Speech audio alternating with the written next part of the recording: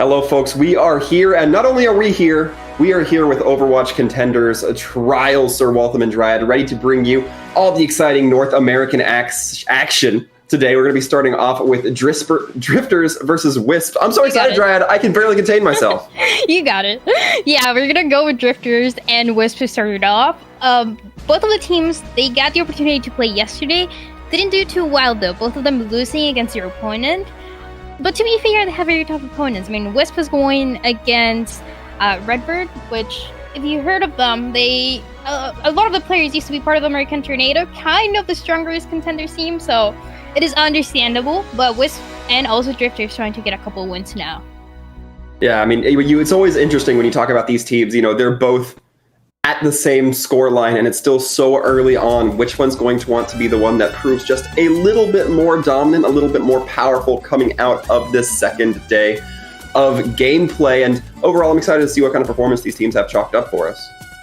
Yeah, especially because you have a lot of opportunities on what you want to play. I feel like Wisp, they have the better known players at the end of the day, but also Drifters. They were able to make it here to trials and they want to leave a statement. And when I talk about Wisp and their players, they are players that we've seen before in a Contenders level constantly, even some of them coming from Odyssey, also being very, very close to what Redbird did in Contenders every single time. So for Wisp, they might have the advantage in being better known for their players, but now you have to make a name for your own team.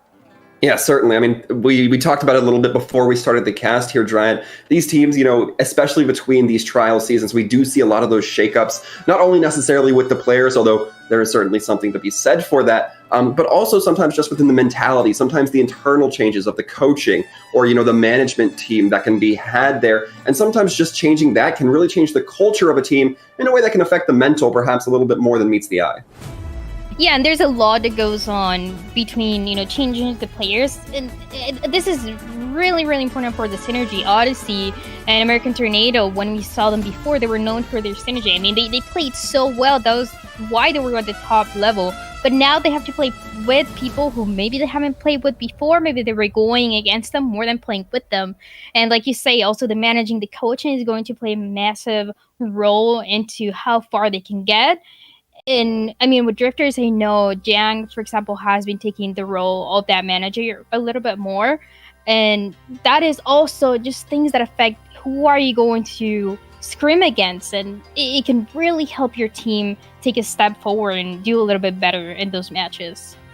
I certainly tend to agree with you. But now, as we get the opportunity to look ahead towards the maps we might be expecting for this matchup, it's going to be starting off on Lijiang Tower. Of course, that control map does come to bear. We see it almost all the time, Dryad. I know a couple of months back we were joking about how Lijiang Tower was pretty much in every Overwatch Trials rotation. It still hasn't gone away. Good news. And, you know, Lijiang Tower, we talk about this map a lot for that reason, but it's the best map to start with just because you get to see a lot of compositions. When you think of this hybrid, when you think of those score maps, there's more of a set composition the teams are going to play, and maybe it changes a little bit depending on the meta.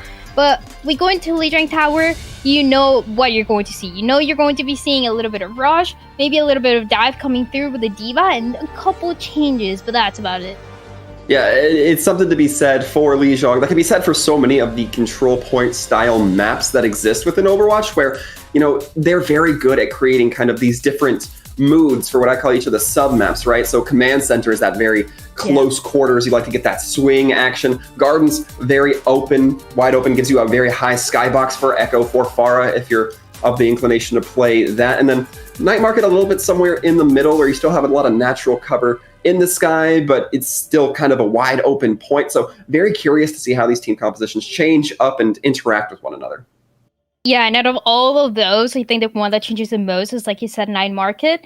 I mean, you want to use a Steam Teleporter to get into point, and that's really going to guarantee that first fight. But there's also a lot of possibilities. When you lose that fight, a lot of teams, you know, trying to make a change, trying to go for a McCree or whatever other DPS they want to play instead of that Symmetra. And it's really helped just to keep the momentum going, just to keep the kills going, just like these two teams are trying to do today. Yeah, absolutely. Definitely looking forward to what these teams have in their pockets. We are still getting them into lobby, but Dryad, I'm going to ask you, I'm going to put you on the spot a little bit here, as I like to do with everybody I co-cast with. Do you expect to see any compositions come out early on any of the submaps for Lijiang? I mean, I guess it depends a little bit on what map we go into first, which one of the submaps we go into first. But I wouldn't be surprised to see a little bit more of what we've seen earlier. A lot of the DPS are really high level, really good traces, for example, that we see very often. So I would see that. I think after, it depends on what they feel comfortable playing, and like I said, the map. So we can see the Ryan Tower coming through. And we can also see a little bit of the D.Va, which I think is really good along with the Winston, of course. Yeah, it feels like D.Va's kind of returned back to... There was a time period where she wasn't able to just be injected into anything, but now she's slowly kind of regaining that ability. It's hard to think about. That was ago where you just...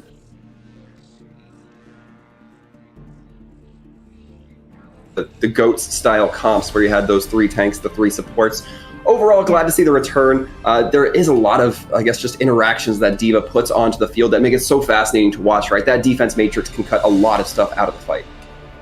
And also the remake. I mean, I think that's been what really changed D.Va, made her so strong for the little bit that we've seen. Ever since that change came through, the playstyle itself changed. I mean, you're not desperate trying to get your mech and protect yourself, being able to get it, but you're really trying to go closer to the enemy team and using that just to put a little bit more pressure, a little bit more damage, and maybe even get a kill. There's nothing more satisfying, at least to me, than seeing that D.Va just like, get a couple kills, especially when you have those very last moments. It's overtime. Everybody has to be on cart. One person, at least from the enemy team, has to be on cart. If you're dropping that mech, it's going to deal, I believe it's 250 damage towards a lot. Too much. Well, I mean, that's kind of the trade-off when you get a giant. I'm going to say 1.5 ton mech. I have no actual metrics for how much D.Va's mech weighs, but that's just a rough estimate. When you're getting that dropped on you, it's gonna do a little bit more than just stubbing your toe, perhaps. Yeah, I really like it. I mean, I like playing D.Va, but more than anything, like you said, I like seeing it. I like seeing the teams play this and seeing what they can bring. It really, yeah, like I said, it really changed the style coming through for how you're going to play D.Va. You stop playing the passive style to try to get your mech back. You get a little bit more aggressive, and along with that, I mean, you can have the protection, like we said, the classic combination with the Winston. You're gonna have the bubble as well for that extra protection while you get back, and you also become that tank that the team needs you to be. Yeah, absolutely. But as we kind of look ahead here, control point maps, we often see a lot of Lucio in those styles of maps where, getting to that first point, getting set up, especially on Night Market, like you said, if both teams are rolling out Sim, the team that gets set up and wins that first fight, going to have a huge advantage. So I love seeing the Lucio kind of come to fruition here. Although we're going to see if that's exactly the case as we are getting loaded up. It's going to be Drifters versus Wisp. Starting off here, we are just now getting into game, Dryad. Yeah, just now the teams seem to just be ready to jump into the game. And yeah, Lijiang Tower just started up. We already talked about it a lot. And yeah, this map, more than anything, to start it off, are really looking interesting. Like we talked about, the Symmetra always being played and always allowing that kind of rush to work better with their Reinhardt getting into point, putting that pressure and isolating the enemy. So both of the teams really trying to do this early on. We will have a few seconds before we can see exactly what these teams are going to be choosing to opt into for these compositions. In only one more second, we will be able to tell. However, now, as we look, so far, quite a bit of a difference in composition, although there's still 20 seconds to make some changes. Yeah, we're going to see what they're going to end up with, but also Night Market, one of those maps where you can play pretty much anything and get away with it if you're able to get to that point first. More than anything, that recontest, even though it can be a lot difficult to have, and it's all about that synergy after you get that first point. And a lot of the teams finally setting up here a lot of those heroes, and it's going to be, yeah, still a lot different. No more of that Genji that we saw early on, but still that Tracer that we talked about. Interestingly enough, it's only gonna be the side of Drifters who use that teleport to get onto point rather quickly, so they're going to have that initial setup, but the immortality field goes out rather quick from Yamitra, and with that, not going to have that to bail them out, as now everybody starts feeling the pressure, particularly Chopper and Yamitra, who now going to be taken out of this fight. Crimson has to pin back, try to regroup with their team, and right now it just does not look like it's going to go the way of Drifters. They have to give over that point presence. Yeah, they're just going to lose to that first kill. Always being so important to guarantee who's going to take control. I mean, look at that dodge already having that ultimate for Wrecking Ball. That is going to be massive just to create more space. Even if they want to play a little closer instead of point, that is going to work out perfectly. It seems like Dodge might be trying to do just that. While, I mean, on the other side, you look at Drifters, they had to give up that Symmetra, like we said. It either works at the beginning or it's just not going to work out towards the end. We will see Malco going to be on this far, continuing to pressure down this member of Drifters as they try to cross that courtyard. It's a little bit of a no man's land, as now they have to try to make the gap. The Winston jumps in and immediately gets cut off by the mine, separated from the rest of their team. Their team is there to try to group up with them.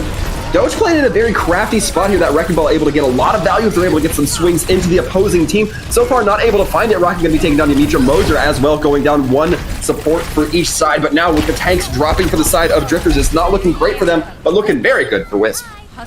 Looking really good. I mean, we saw the decision from Dodge using that ultimate on point instead of using it a little bit on the side, just not really giving a lot of space for Drifters to work with.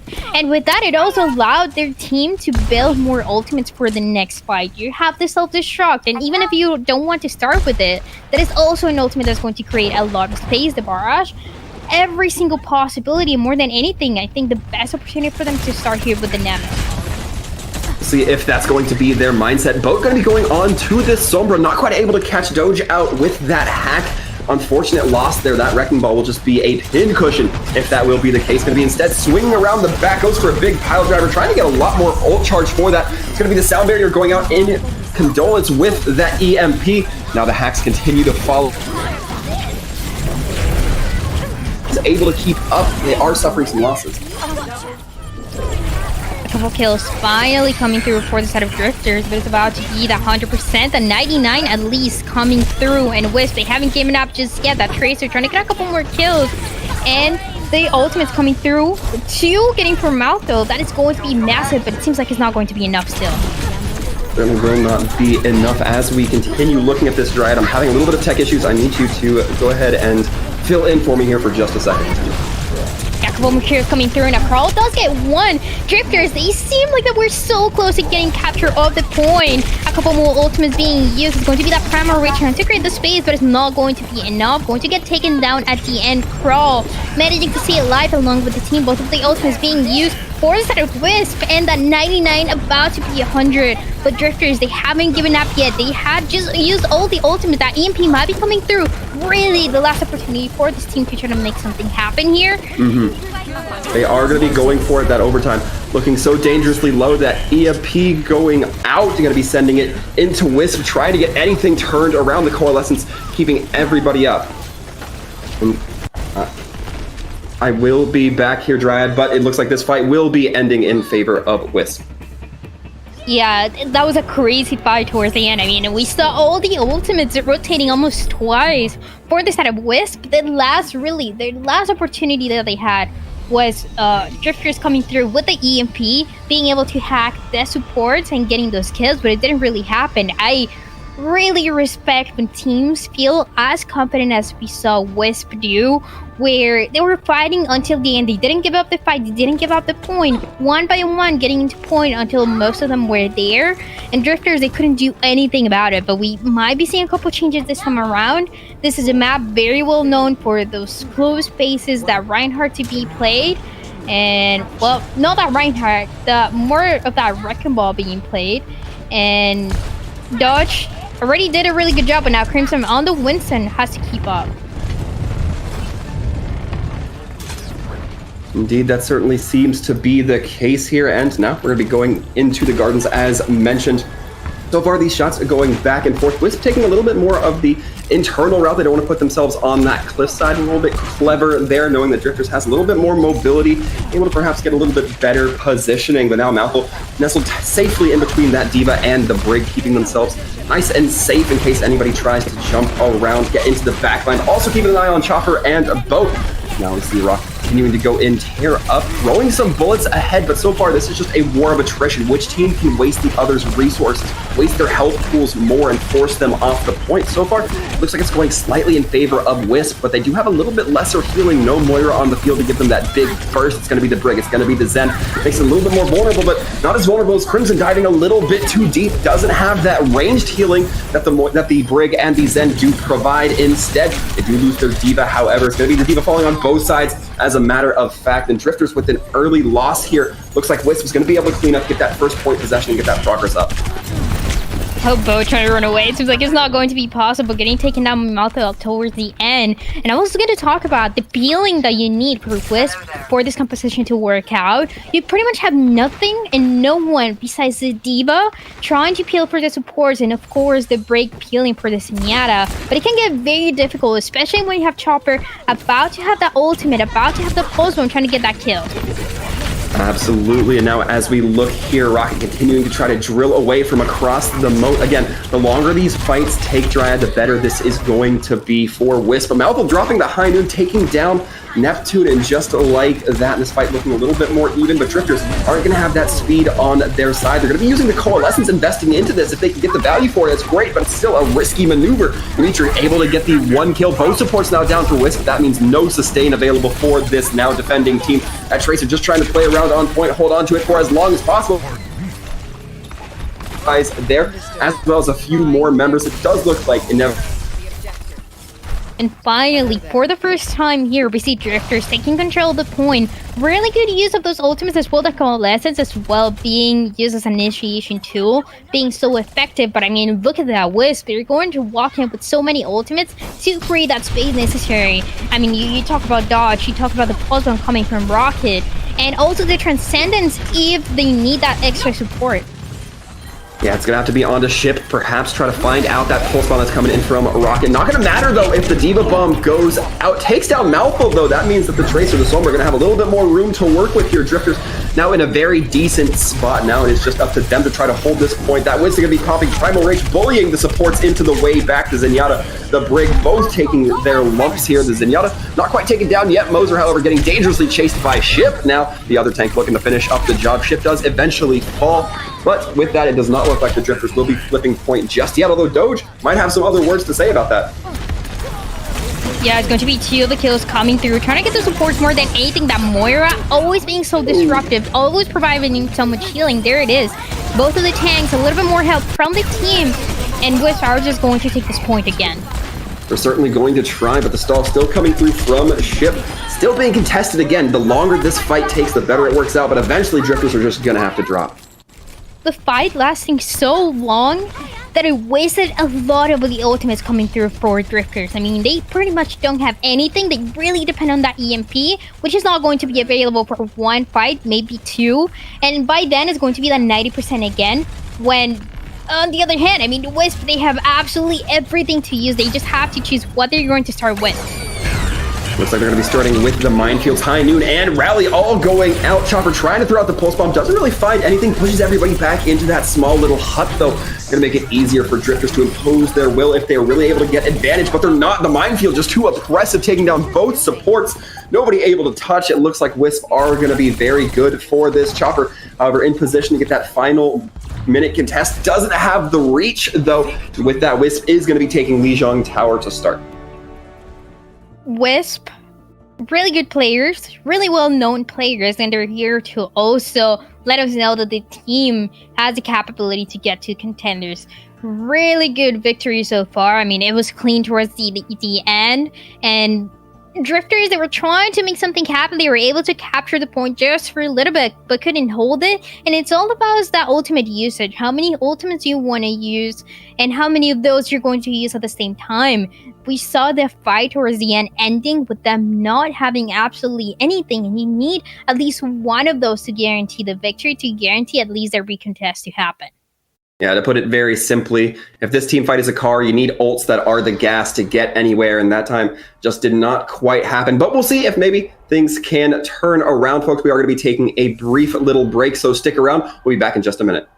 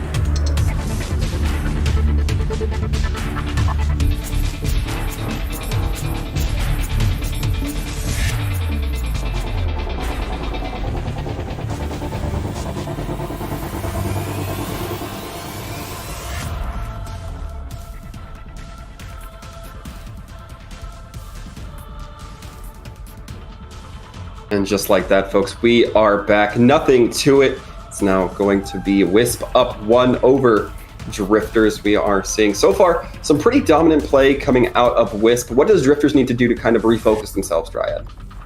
Yeah, I mean, Control, it plays a lot different, and we saw it happen. It was all about who gets point, who gets Control first, and how long they're able to hold it for. And for Drifters, I mean, you take Control, you get Ultimate, and that is exactly what they did. So for the side of Drifters to be able to catch up, it might be that the map wasn't very good for them, but they need to be able to keep up with its ultimates. If you're going to keep playing that Sombra, you need to be able to build that EMP constantly and make sure that it's effective. And we saw a couple times, the couple fights that we saw them winning, it was that EMP coming through, getting the hack onto the supports, including that Senyara, not really able to do anything. But you really depend on this ultimate more than anything else. So it's that pressure of being able to perform every single time, which, I mean, at any level of Overwatch, it's really, really difficult. Certainly is those ultimates so essential here. I am getting word, Dryad, that it looks like King's Row is going to be our next map. And you were talking about the effectiveness of Sombra. Do you think that's still a consideration as we go into King's Row? Yeah, King's Row is one of the maps where you might be seeing the Sombra coming through, but I'd rather you not see it. I'd rather see it pretty much any other DPS coming through, just because it's a little bit more effective. And someone told me this once, and I still think about it, is that a coach for a team said that Sombra becomes meta either at the beginning of a meta being formed and also towards the end. And that, to me, it really makes a lot of sense, because you see that Sombra coming through just trying to shut down ultimates at the end of the day and trying to shut down abilities. That is exactly what you're trying to do. But when it comes to whoever understands the meta better, they might aim towards something that creates more damage, or is able to create more space to intimidate the enemy team. So that's why for a long time, and even still, we see that McCree and that Tracer being played. Okay, very interesting. So the McCree and Tracer, you think, should make an appearance here on King's Row. Not necessarily throughout all of it, because some of King's Row can be played a little bit differently, but at least for part of it. Yeah, I like seeing the Tracer, and both of the teams, like we said, they have really good Tracers to play. So I don't see why not, but it really comes to what the tanks want to play. I think that's the biggest question. When you talk about King's Row, you talk about the Reinhardt coming through, the Zarya as well, and how you want to synergize with the DPS line and also the supports, because Wisp, they're able to get away with not a lot of healing when they were playing that Break and that Zenyatta, but they were able to get away with it because they were having a lot of peeling, and the DPS more than anything were getting the kills first. Well, now as we take a look, we will be heading into the King's Row, seeing exactly, once again, what happens here in just a moment. But for now, we're going to take in the, I would call it a lovely skyline, but often, honestly, with all those smokestacks, I don't know if I'd want to live there. It looks pretty, but I think that's about it. I don't think there's anything else to it. Definitely the best map in Overwatch, or at least we have that. And a really fun map to play for the exact same reasons that we were talking about. You're able to play a lot of different things. And, talking about a lot of different things, here's an interesting composition coming through. It's going to be the Orisa and the D.Va, which it's really hard to synergize with. You really need a lot of synergy with your team. I mean, the D.Va is going to try to peel a little bit for the rest of the team, but the Orisa more of a hero to maintain control, to maintain space. So that is what they're trying to do, but I think if they lose this control, they need to swap. Yeah, I would certainly hope that you don't go into that second point, that Streets phase with Torbjorn. We do see that Torbjorn still being played here. Of course, they're just using it for multiple points of pressure. That turret very consistent in that it almost never misses. But now, as we look here, the evaluations are going to come through from Wisp. We're going to be seeing a couple changes. Malvo going to be bringing out the Pharah, as we saw before, Rocket on the Ashe. And I've said it before, I'm a little disappointed that we're seeing a Rocket not on the Pharah. It would be very thematic. But either way, we're going to be seeing this action go through a little bit heavier here as Malvo continuing to peek around the top of that hotel, trying to get that early damage and building up just a little bit, but not quite enough yet to get ult up. Now as those rockets continue to fire, just keeping that pressure on, and right now Wisp is just playing a very patient game, Dryad. Yeah, trying to play for the ultimates, trying to play for the Nano more than anything for this higher Wisp. You really depend on the Nano to try to go in, try to let your Winston go in and get some kills. Ideally, what you're hoping for, but you have to wait a little bit. It's about to be ready, though. This is about to be ready. It is on the horizon. That Nano can provide a lot of healing, but Doge needs to not drop it here. Boat picks out that Mercy mid-air. Chopper has that turret. Again, it never misses. Doge was just standing bait for that. A big nade coming in from Moser, but that's not going to do anything but fill up that last remaining percent for their ultimate charge. No push going to be able to be taken up from that. Yeah, just waiting for a little bit more. Like I said, the Nano's going to be ready. Ideally going into the Winston, trying to put that pressure into the backline. But even then, I mean, that is going to be difficult, especially when you have an Orisa on the field. As we can see, that amplification matrix comes out. That makes the push from Wisp a little bit more haggard, but it doesn't really matter as they take down both the Immortality Field and Neptune. Both trying to just keep themselves above water, throwing in the high noon, but it goes into the waiting arms of Malvo. Wisp now looks like they have first point all cracked up. They lost a fight, but they still got it. But that fight took 2 minutes. Yeah, it took a long time. Ideally, you want Malter to be able to build that Nano faster, but with the protection that Drifters had with the Orisa, it becomes a little bit more difficult for that to happen. So that is why, I mean, they're able to get that point going, they're able to start it off, and they still have a couple of ultimates to use, including the Valkyrie to start up the next fight.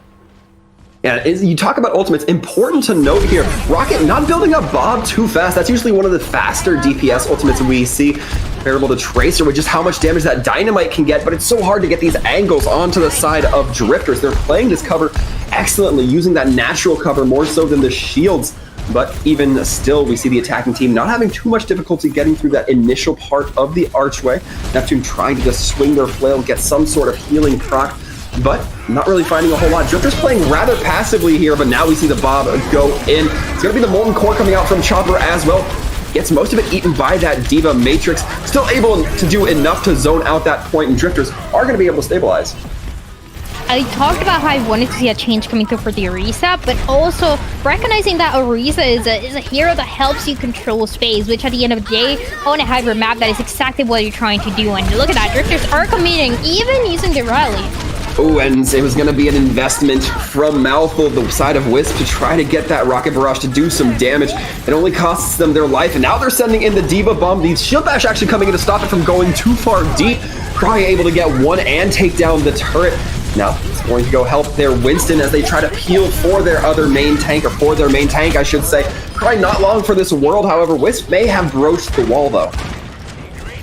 There's still a couple kills going on for the set of Drifters. They're still trying to hold, they're still trying to delay this push to happen, but it's not looking as easy as they want to. They finally have to give up space. They have to regroup with the rest of the team. And honestly, it is working out. They're wasting a little time from Wisp. They are using those ultimates just in time, and now they're going to walk in. They're going to have an amplification. This might also delay a little bit more time. Big Mouth is going to be dropping it early on, and just like that, everybody from the side of Wisps knows they just have to wait it out. They don't want to take that fight when there's so much damage that can be done. However, as we look ahead, once again, Bob on the field now starting to be built up a little bit faster. That Valkyrie, that Rack Attack's going to use to initiate this push going into effect. Bob going to be taken down right towards the corner, and Neptune taken down, the Immortality Field taken down, and now it looks like the Drifters are in a little bit of a tight spot as they have to really try to play around Bob or at least get away with their lives. Finally, the kills coming on, and like I said, Rack Attack being able to use the Valkyrie to initiate the fight already puts enough pressure into the side of Drifters to the point where they couldn't do anything. And with that, Wisp is going to get second point. They still have a couple ultimates, including that Nano again. That is going to be once again the winning condition, just holding space, pushing into the backline, trying to get the kills. At least for one of the supports would put them in an ideal situation to complete the map.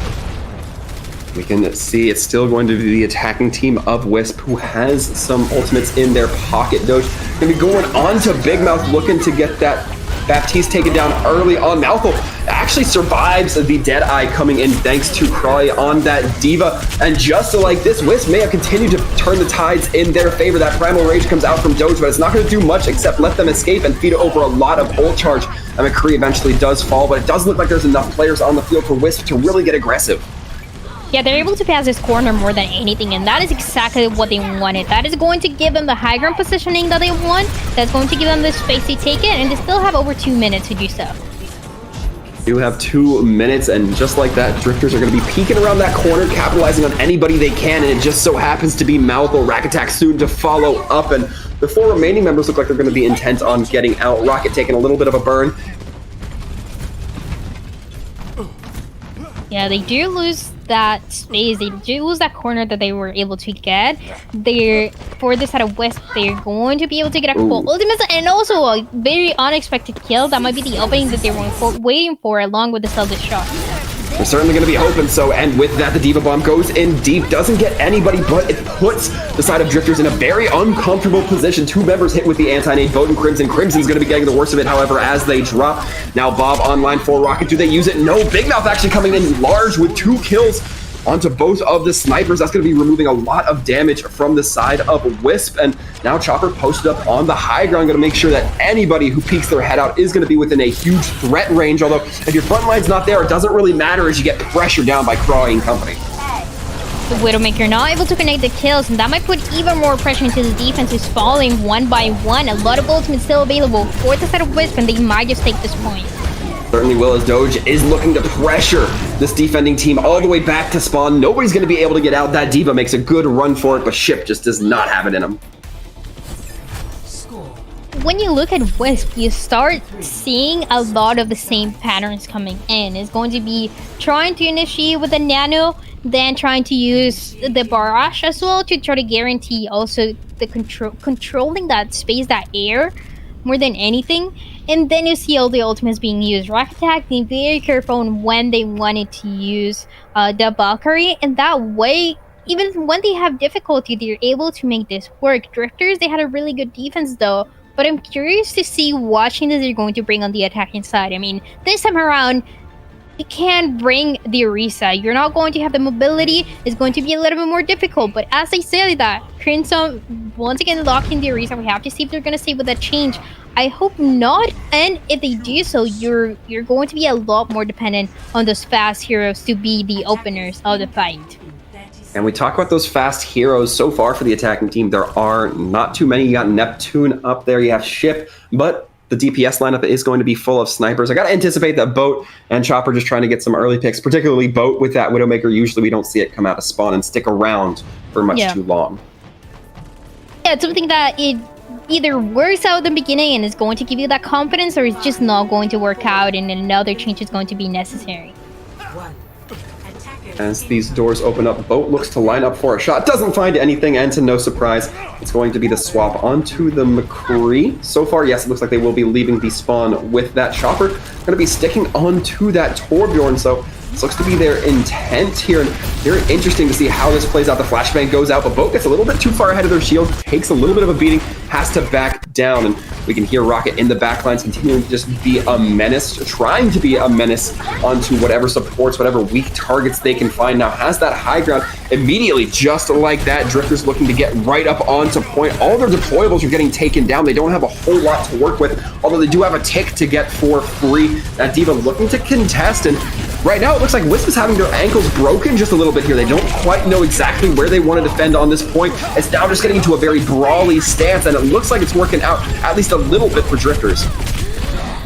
Yeah, they might just be able to take this point one by one. The threat of Wisp are getting taken down, and it's a very interesting way to do so. When you have the dive on the defense, everything becomes more difficult. The bubble for Winston is going to get taken down, and like you said, that is why they were having so much difficulty knowing exactly where to hold a defense. You're going to hide, you're going to go inside of hotel, but then again, that is not going to last too long. So a lot of control being gained for the side of Wisp. For the side of Drifters, being able to take control and also having a couple ultimates, including that amplification to use to start off the fight. We'll see how Big Mouth decides to use it this time. We know that they like to set it up, force Wisp into uncomfortable positions, or at least cause them to hesitate for a brief moment. Now they're continuing to try to rain down a rock. It's going to be a little bit difficult when you have that Ashe who's going to be staring barrel down at you. Now they're taking a few shots, but not suffering too much loss for that rack attack, carefully in their pocket and ready to keep them alive. Putting a couple more seconds before engaging with the Nano. It's just a matter of seconds before just guarantee that control this last opportunity for second point. And we see Doge go in deep. Rocket able to take down Chopper, however, so that Ashe definitely paying value there for the side of Wisp, and looks like this defense is where it's going to end for this cart push this time around.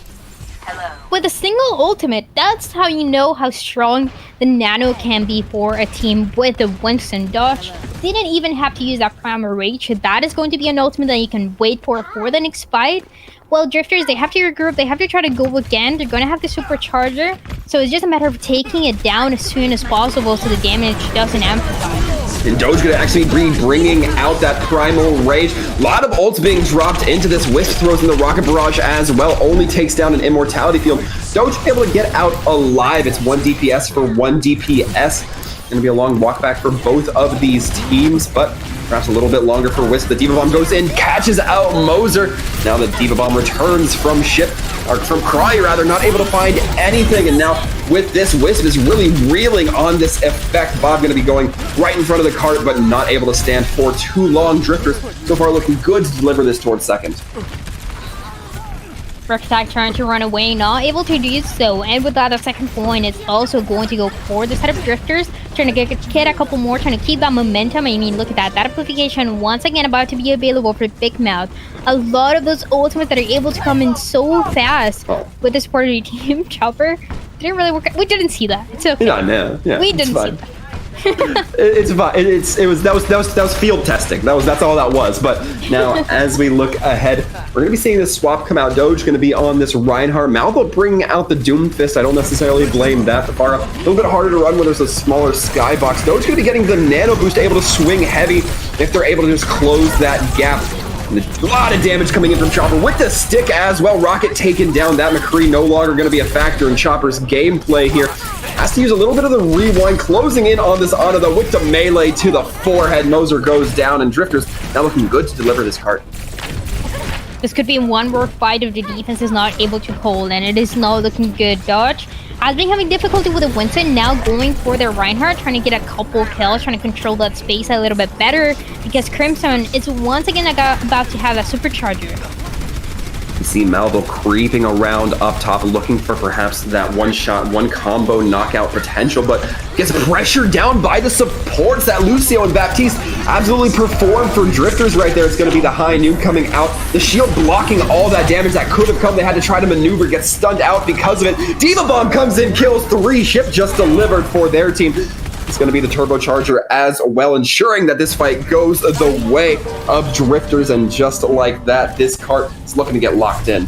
It seems like it's been a long time since I saw Diva Bomb getting that many kills. It's so difficult to do now because everyone knows, everyone is able to protect themselves and to avoid this ultimate from getting the kills. But when you have as much pressure on the defense where you have to stay on this open area, it just works out perfectly for the set of Drifters, who are able to complete the 3 points with a lot more time, over 2 minutes, compared to what Wisp was able to do. And yeah, I was talking about Crimson and using that Orisa being very difficult, but when you have the level, you can definitely see that performance. You definitely see the synergy happening, even when they're playing something else, and putting pressure into Dodge as well.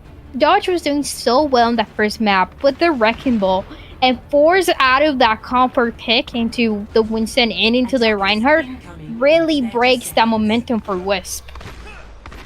And you're absolutely right. And now Wisp are going to be on that attack, hopefully to not have that momentum broken, as they need to push ahead, get as good a time bank as they can, or at least get as far as they can. And it can happen, but they can't really afford for Wisp to waste as much time as it did at the beginning. They're going to make another change again. Dodge pretty much playing every single main tank now, going with the Orisa.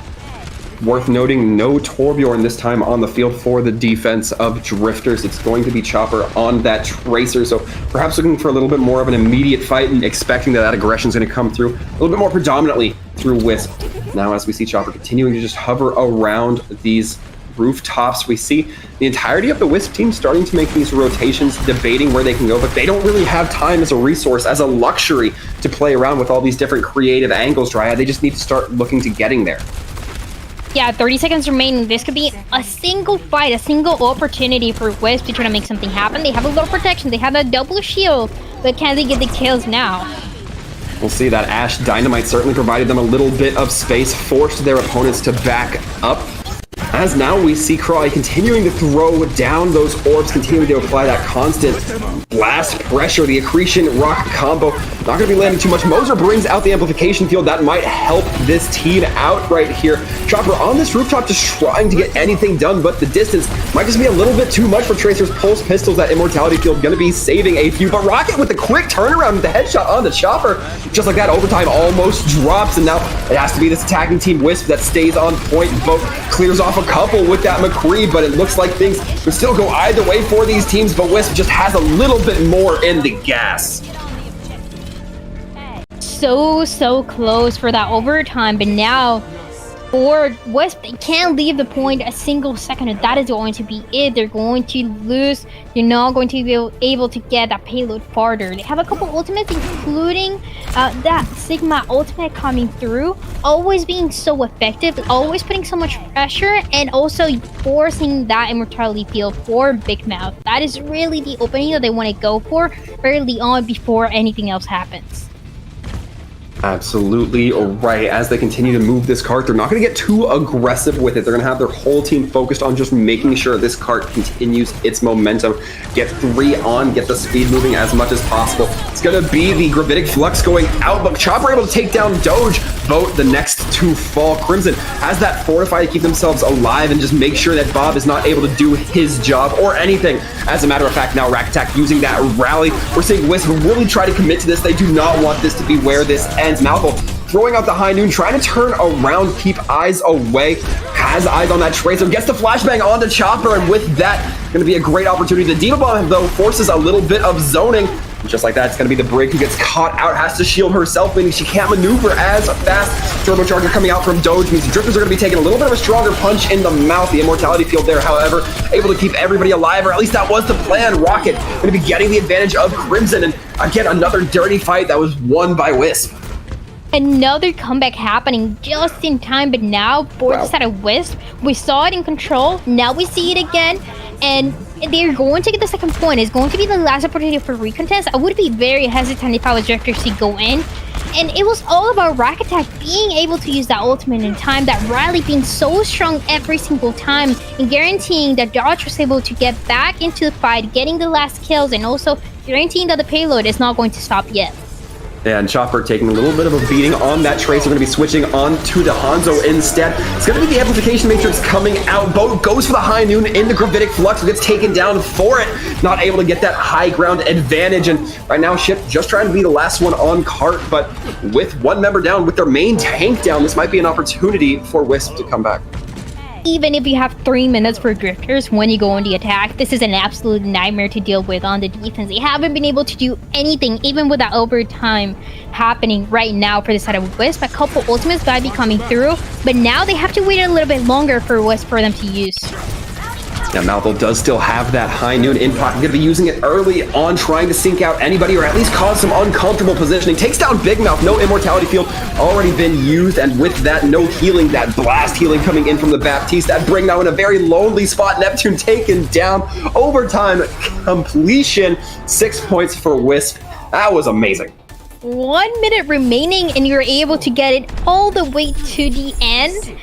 That is not something that we see often, especially in King's Row. It's such a difficult map, especially if the defense is able to get that momentum. But Wisp, they deny the momentum every single time. Drifters, they almost got it. They get a couple kills into that street phase, and then it got completely denied every single time. All because of Rack Attack and that Riley really using the ultimate just in time. I was concerned that it was going to be used a little too late, but it came in right after Dodge died and they needed that extra protection, so it was the perfect moment for them to use, and they were able to complete it.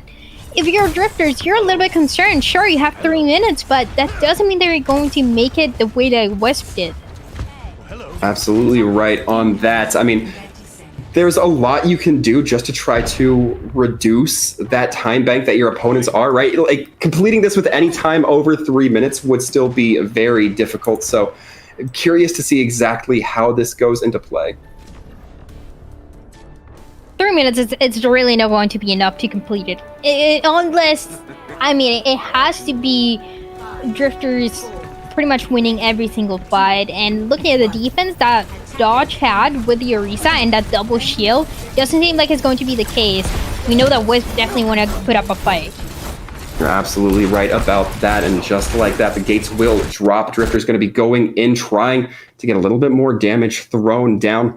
The Hulk coming in from Wisp gathers everybody together, but it's not really able to capitalize with a whole lot, aside from that Dynamite, which is going to do gangbusters to get Rocket that early Bob charge, which is going to be so essential, as now we see Drifters looking to push up onto that high ground. Once again, halted into a position that that Drifters rather may have wanted, but Crimson dangerously low. The Immortality Field goes down almost immediately, and Crimson soon to follow. Just like this now, Drifters looking to get picked apart, and Wisp so far doing a very good job at maintaining themselves. An absolute nightmare once again for Drifters. They lost their main tank early on, and they were in a position where they couldn't really run away. They had to get taken down one by one, waiting a little bit longer for that respawn to happen, and they don't want to waste any time. They know that they need to complete the map to have an opportunity to win it here. You are absolutely right, as we see Wisp continuing to hold this high ground. Curious to see if Drifters are going to be going to that same well to try to get the value here, if they're going to be wrapping in the underneath, or if maybe they take a little bit more of a direct route to point through Hotel. So far, it looks like they're playing carefully around Statue. They have that inclination towards Hotel, but with Crimson taking a lot of damage and both DPS going down, it doesn't look like it's going to be in the cards for them at this push. Just like that, it's going to be Wisp looking to press that advantage. Not going to be able to find too much of the shielding, just too great from Drifters. I mean, and we saw that control happening for Wisp. They were holding the high ground, they were holding right, they were holding left, because they have the double shield to go in the off angle. And there's nowhere for Drifters to go. They have about a minute remaining, one last opportunity. They have pretty much every single ultimate to use, at least 4 of them early on, but this is really the last chance. It really is 1 minute left on the clock, and Drifters had the time advantage going into this. They're going to go right on to point just to try to get themselves that early pressure, force Wisp off that high ground. And now the high noon's out. They saw the kinetic grasp go in, but the accretion is also going to be seen by Malphos. It hits them right in the eyes and be taking them out of that high noon. And Wisp able to get rotated, but that rotates right into the Sigma Gravitic Flux shift. Getting hit by the flashbang means they're not going to be able to get capitalized on it. Drifters getting hit by a return flux, and with this, it's going to be Wisp continuing to hold. They just have one more fight ahead of them. Quick reset, last opportunity, 20 seconds remaining by the time they come back. Drifters, they don't have much to use. They use a couple ultimates there, and they wasted them. No rally available. You can only rely on the Supercharger, which can get taken down, and maybe the Deadeye, but even then it's going to be hard. Look at Moth though, all the way in the back. And just like that, Wisp looking to seal this deal early on. Chopper taking the high ground, hops. They're going to be ensuring this fight goes the favor of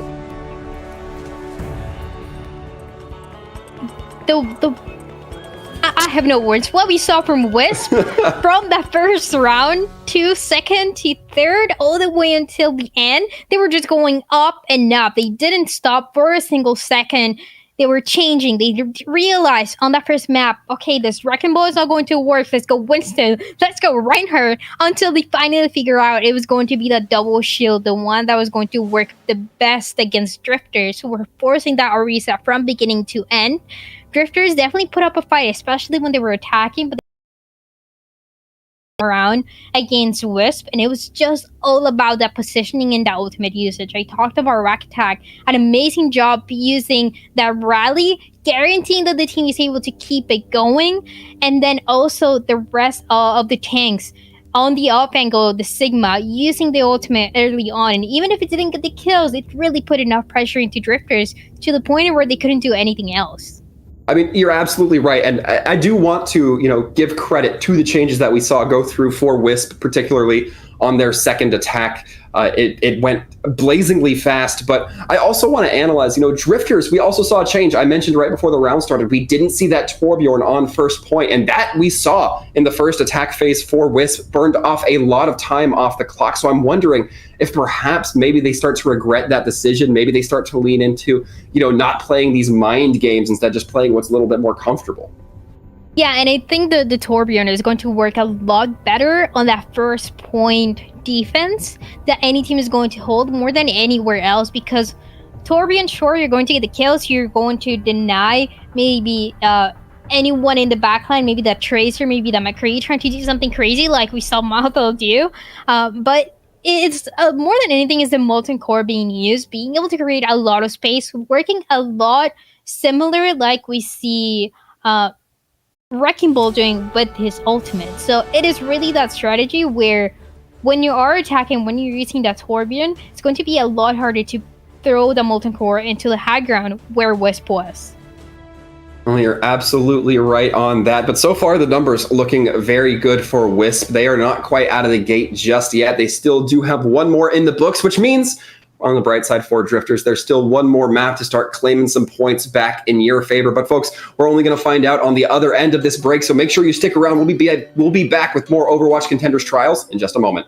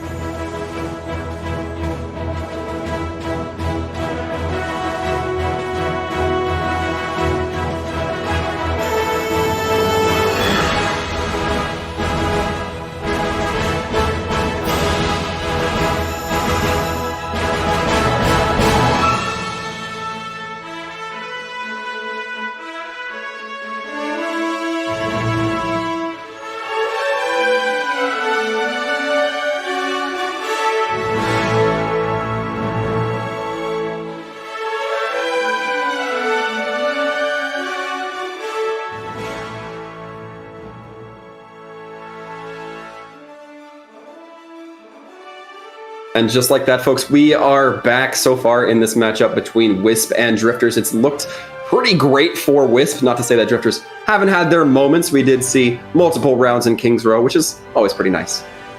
Yeah, but already match point for Wisp, doing so good. That second map, really, it seems like it was going to go for Drifters. They were playing so well, especially in that defense when we saw them right at the beginning. But then they couldn't keep up with the double shield coming through for Wisp, and that really gave them difficulty. They didn't have enough time to adapt. At least they had some time, a little break now, to figure out what they want to do if they want to bring that reverse sweep. Yeah, it's certainly not an easy task with an opponent like Wisp. Of course, we're in Contenders Trials. We're not seeing, your casual bronze, your platinums, your diamonds, whatever. These are some of the best players that Overwatch has to offer. And with that, it's very difficult when you meet an opponent who is, perhaps getting the better of you, because how do you prepare for that? There are so few people who are in this league. It's going to be very difficult, but Drifters certainly going to have the mentality to bring it back. We are still waiting to hear what map they're going to pick, but if I'm a betting man, Dryad, I'm thinking 2CP. I'm hearing whispers of it from the teams. Yeah, we're gonna see what's going to happen, and that might really bring a change coming through for Drifters, because they like to play that Orisa. They were doing a really good job. So when you're able to go into an assault map, maybe then you have the opportunity to hold that defense a little bit better. And I'm thinking of Hanamura, for example, being so good for the defense second point. So that might be one of the opportunities that is actually going to be scored. It seems like going to next. So. I mean, it can still happen. You can still have a very strong defense, especially when it comes to Havana. First point, I mean, a lot of teams are not even able to complete it. Very true, very true. This is one of the escort maps that we see defensive teams get the most aggressive. I mean, I can't count on one hand the number of almost spawn point holds I've seen on Havana. It's just, if your team is up to chalk, they can really get into the face and not let the opposing team get anywhere. This is not bad as well for Drifters, because if you're going to bring the Orisa, that is still a possibility. That is still something that you can bring, especially into that first part of the map. It might be a little bit more useful. You can bring a very similar defense to what you did in King's Row, where it was just all about that control, all about that positioning, being able to get those kills early on and deny that space completely for the enemy team. So in that regard, Drifters, they still have a chance, but they need to keep up. If we see Wisp also trying to go for the double shield at any point, then that's where things get more difficult. Yeah, and I mean, it did prove beneficial for Wisp in King's Row, so there's certainly a little bit of logic as to why they'd want to run it now, not necessarily the composition that they may have practiced here, but that can be the case for anything that's kind of new coming out of the box that, we as viewers don't necessarily have that exposure to. However, I am getting word that we are going to be heading into the map here in just a moment, but real quick, Dryad, do want to take a moment to appreciate Hanamura, aside from all the, Havana, too many H names. Want to appreciate Havana for just how nice and lovely of a map it is. It is. It's a very beautiful map, and it looks very good, but when you're playing this map and you're stuck into that first point, that's when it doesn't look as pretty. It starts looking a little bit worse. I like this close-up. I feel a little intimidated. But you know what? Look at the bird. That's them's be birds right now. That's go. Yeah, I like to imagine that's how I look when I'm casting whenever the cameras are off. I'm just dead-eyed into the lens, trying to figure out what's going on, and eventually just snacking on crumbs. I'm still a little intimidated. Now I wanted to stop. Okay, but there it goes. Yeah, there it is. Thank you. Looking at what the teams are going to bring, we started looking at the defense. No surprises here. It's going to be a little bit more of the same. Drifters still bring that Orisa, still forcing that main tank to control a lot of space more than anything.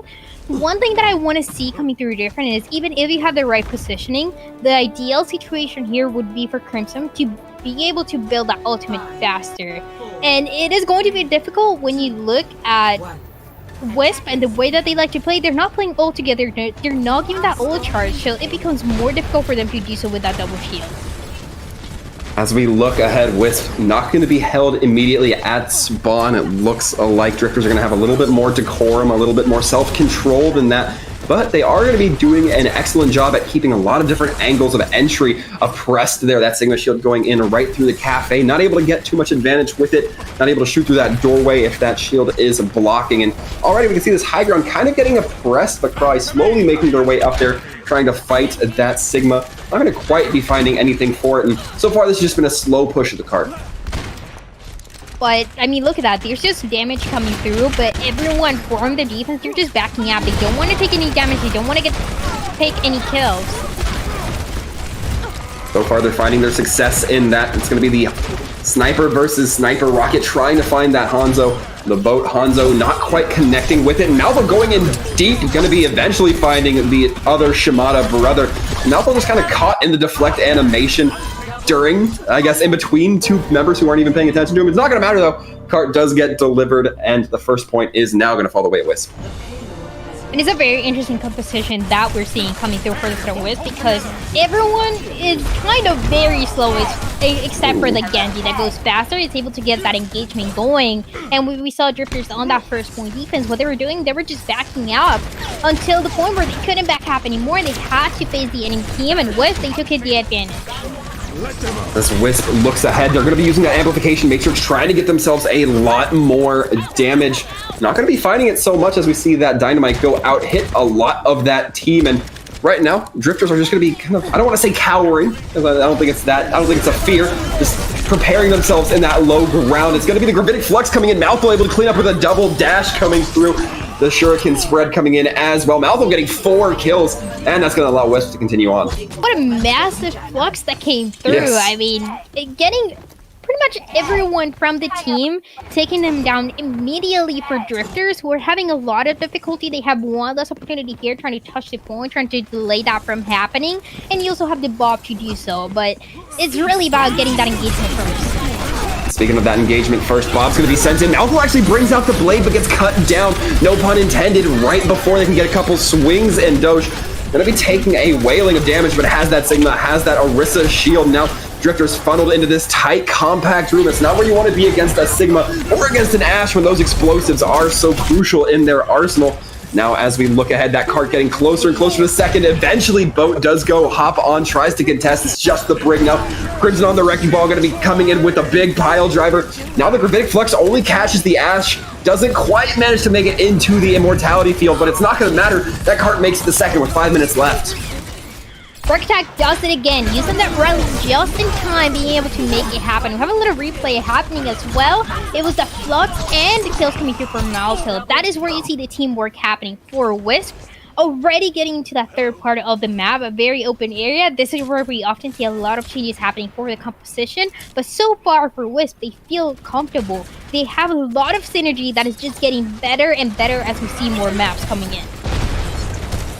As now we see Drifters continuing to try to maintain this high ground, given Chopper on that Ashe makes a lot of sense there, but Cry not allowing for too much space, not allowing for the defensive team to get too comfortable. It's going to be that Gravitic Flux that is online, so the defensive team can't even get too clustered up. Otherwise, they're just going to be giving over a large amount of health pool to that Sigma. Just drop them straight into the ground. It's going to be the grab coming in, the ult coming in, or rather trying to grab everybody together, not able to collapse too much. Doge getting a little bit too far ahead of the rest of their team. Crying not keeping up with their main tank on that one. But now as we see Malthol continuing to dash around Chopper, eventually able to cut down both the DPS, and it looks like finally the defense has stemmed the bleeding. Okay, Chopper, I see you. I see you getting those kills. Really good job from this Ashe so far. Finally, seeing control teams like the first fight that was won from the side of Drifters, gaining some more control. And now, knowing that you're going to walk into this Genji, ulting into your face. So that protection, it's gotta be necessary for the defense if they want to keep holding. Bob going to be sent in aggressively from that attacking team. Tries to get halted, still manages to run forward, but Chopper's Bob gets taken out almost immediately. In the meantime, we see Malvo creeping around, has this Dragon Blade. No nano boost to combo it with, as we've seen of Genji's of past.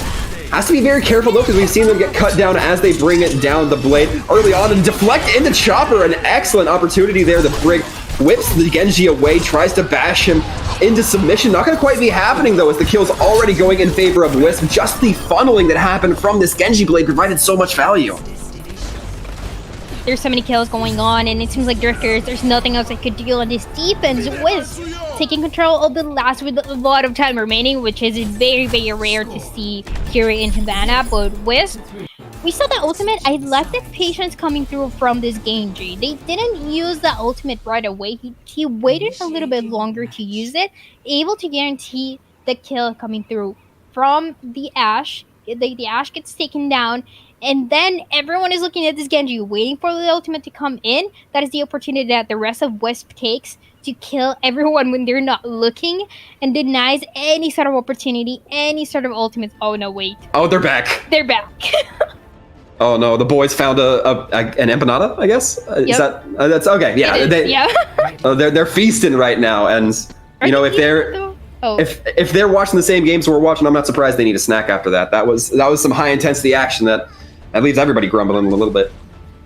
Yeah, there was so much action coming through from Wisp. It was that replay that we got to see early on with the Flux and the Genji getting those kills, and then even towards the end, Brack Attack able to guarantee that extra support for the team. I love seeing what this team is bringing on, and like I said, I was a little bit concerned because they didn't take that victory yesterday, and this is a team that a couple of those members, they used to play for Odyssey. They used to be a really good team, but now adapting, being able to build that synergy with a completely different team, that's where things start to get more difficult. But for them, they seem to be doing just fine.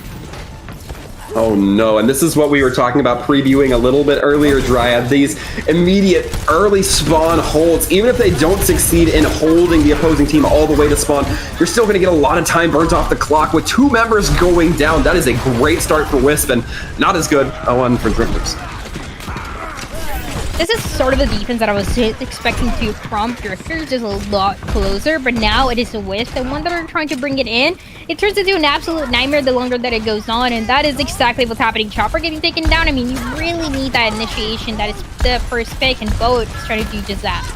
And Boat playing this a little bit cleverly, knows that they're playing so far forward. That means that they can't really go up into the sky. They can't direct that much attention towards this one Pharah, slowly trying to take down those resources. And as we can see, Big Mouth happy to just capitalize on that. It's going to be the D.Va who gets demeched, eventually cleaned up, and now this part can start making some progress.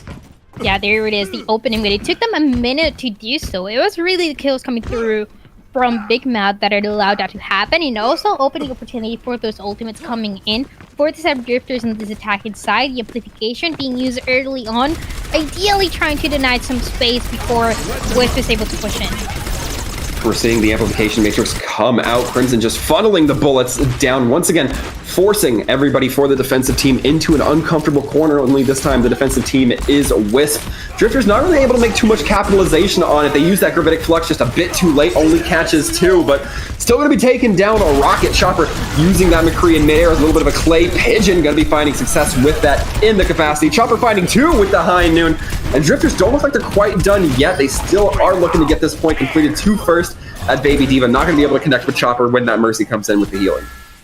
Chopper has been doing better and better the longer that we see this player. It's been insane. It was the Ashe, now with the McCree, able to open up those picks for the team to control that space and to also set up into the second part of the map, which is so important to do so, guaranteeing that the kills might be coming through. And look at that, Maltho already getting taken down. Maltho on this Junkrat getting capitalized upon. Now it's going to be a 1-for-1 fight with, again, those respawns perhaps looking a little bit more favorable for the attacking team. Rocket able to take down Neptune. We're going to be seeing the Riptire go out from Malvo. Exactly who it'll find, we will never know until it pops. It's going to be the Sound Barrier going out, trying to give the remaining members a little bit of boost. But the Immortality Field, aside from just the distance of the tires, saves the Baptiste. And just like that, Wisp manages to restabilize themselves. Chopper eating the Fire Strike. And going in as well for Wisp, they don't want to give them any sort of space. They're still playing with this Reinhardt, trying to get that space, and that Shatter is going to be available as well. So Wisp in a very good situation here. The question is, can they really connect, and can they get value out of it? Oh! Gonna be a big earth shatter coming in. The dragons as well just getting sent out by Boat, not able to get too much value with them as the rest of their team was taken down and wasn't able to hold the defensive opponents anywhere near where Boat needed them to. Now just getting chased down by Malvo, but able to do a quick 180, get the headshot with that arrow, and will be enough. And now we're seeing ults being invested just to get out of spawn room, rather just to hold in spawn room coming in from Wisp with this amplification matrix. Chopper takes down Rocket, so it seems like this ultimate really didn't do too much other than just slow down the dying process. Okay, a little too excited there, Wisp. Maybe going to their spawn. I mean, maybe that was not the strategy. So, for Drifters, they're able to move that payload a little bit more. That recontest, it is most definitely going to happen. So, Wisp, do not worry about it yet. Dodge, I was wondering if that shatter was going to connect, and the answer was absolutely yes. He was going to connect and was going to allow them to get a little bit of that confidence touching that spawn. Oh, and it's an excellent read from Ship onto the rotation of Wisp. Everybody getting lifted up. The immortality field is there to save anybody, but even then, the follow-up still not there if it wasn't. But it looks like Drifters so far doing a good job at putting a couple members into the dirt. A little bit frazzled coming in from Wisp. The Reinhardt goes for the charge, runs into the fortified Orisa. You gotta learn that you can't make that mistake onto an Orisa if that fortifies up. It doesn't seem like anything else can be done for the defense, for Wisp. Everyone getting taken down, and with that, the doors opening for the third part of the map. Oh. A couple more kills are going to happen as well to guarantee a little bit of a delay, even though, well, it's Maltha on the Tracer, so they're not worried about it yet, just about getting that positioning. And this is where things might get difficult. Look at that, Maltha not going back into the Genji. Yeah, and that's what I was anticipating. That Tracer Bomb goes out. You're not going to be able to follow up on too much damage when so many of your teammates have died. Makes sense that they would be going for the swap there instead. Crimson has the turbochargers and can be ready to throw down a lot of damage with the help of their team as well. The amplification matrix. That dragon going to be bringing everybody out of the woodworks, but it looks like the side of Wisp doesn't matter. They were intending on getting aggressive anyway. Malvo continuing to try to carve up, almost falls off the map. In fact, Rack Attack sending Big Mouth off the map in a nice little boop suplex there. And with this, it looks like the offense tried to get aggressive, but Wisp was just a little bit more. And that was a beautiful sound barrier coming through. Gets everyone from Wisp and allows them to play more aggressive to create that space. I mean, look at that. Once again, touching that spawn, feeling confident, feeling that they can do it, and with 41% already for the next sound barrier. And I mean, you're already sure that you're going to have the better time bank. It's going to be the Gravitic Flux coming in from Ship, once again draining these ultimates just to get out of spawn. Wisp have some semblance of a strategy here, but this aggression just proves to be their downfall once again. But they just want to have fun. They're just touching the spawn for fun. Even if they don't win it, I mean, yeah, they didn't win it, but they at least did force those ultimates to come in. So that is going to be massive for their next couple fights coming through for Wisp, who might be having the advantage. Once again, changing a little bit more dodge back into the Orisa and about to have the supercharge. We see Boat as well with those dragons online. One storm arrow, one standard arrow will get them there, and again can use that as a nice zoning opportunity. It's going to be the high noon coming out, forcing everybody into the upper floors of the mission. Now as Rocket takes down Boat, Chopper able to get one of their own. Lots of ults being committed here. It's going to be Moser throwing in the amplification matrix, but with so many members from Wisp down, it looks like it's not going to do much. Chopper not quite able to connect on the Moser. Rocket there able to save them just in time, and with that the scraps from Wisp are able to hold it down. That was looking very good for Drifters, but it got taken down immediately. A couple more ultimates though, and there's that Neptune. It's going to have that rally. We talked about the rallies coming through from Rack Attack, but that is not going to be happening anymore as he's in Lucio. So Neptune with the biggest opportunity to win this next fight, coming through with the rally early on just to delay that next push for the team, because there's only 40 seconds remaining. But you have to be fast. We've seen how quickly Wisp can build up a lot of these ultimates. Rack Attack already having that sound barrier online. They're going to be going for it, almost anticipating those dragons coming out from the Hanzo. Everyone's going to be off high ground anyway, but still, that damage is not really going to take full effect. Drifters, however, able to take down Doge. A good opportunity here. That Lucio in the high ground. Ship's going to be aware of that. preparing for that Lucio to be behind them or getting any sort of displacement with the boots. Chopper with the high noon, not going to be using it just yet, waiting for those who might be coming out of spawn. Going to be focused down by a lot of missiles, but just sent high into the sky is the Diva. Eventually cleaned up off the cart, but the contest continues to happen by the DPS rocket. The last one on point using that rewind, eventually brought right back out of the fight. And now we're going into multiple rounds. But a lot of time it was wasted though for the Center Drifters. They wanted to get to the last part of the map a little bit faster, especially knowing how fast Wisp was able to do so. Wisp, they have really good control. It seems like they know exactly when to use those ultimates. They know when to use those ultimates a little bit more aggressive, especially for those supports. But it's a matter of guaranteeing every single time that you're able to get that first kill. And that is a lot more difficult than it sounds. Certainly is, as now we see these multiple rounds go underway. We know that Drifters are going to be on the attack. They'll only have a minute, but we've seen before on King's Row, a perfect example of it. A minute doesn't necessarily mean the end of the world, especially if you're able to make it all 3 points. We have to wait. I think we've seen a lot of different compositions being played for both of the teams. And even though Dodge and Crawl, it doesn't seem like they want to play this double shield. They do it at a very high level and it works out pretty much every single time. They're planning to do a little bit of the same, like just quietly getting closer and closer to that spawn. Maybe we see Drifters be prepared for that very forward hold and not have it, and then be stuck in a little bit. Oh, nope, they're gonna see it from the upper window. Ship gonna immediately be calling that one out. Both kind of didn't get the memo. Now just that lone Hanzo on the flank. Might be throwing a sonar arrow down just to try to get some information, but right now Drifter's looking for a little bit of a split attack here. Malthus able to take down one though, so perhaps Boat just a little bit too late on that rotation. Either way, it's not going to go it this way for the attacking team. Unless they're able to take out that McCree, then they might be able to get another push in, but no, not the case. Already not looking good for the set of Drifters. They need a lot of time to try to make it as far as possible. West, but they recognize that they need to back up. They're going to give them some space, but they're not worried about it yet. It's just about moving that payload. They have a lot more time. They might be getting those ultimates faster from what it seems like so far. And they also have the high ground positioning. A good decision to back up from this defensive team. It's going to be the accretion going up as well. The kinetic grasp trying to keep everybody alive in there. And Vote doesn't have quite the ultimates in pocket yet to really put some forced rotations onto Wisp, but it doesn't matter. Wisp always staying mobile, never really staying in exactly the same place. Both now getting forced down by the tanks.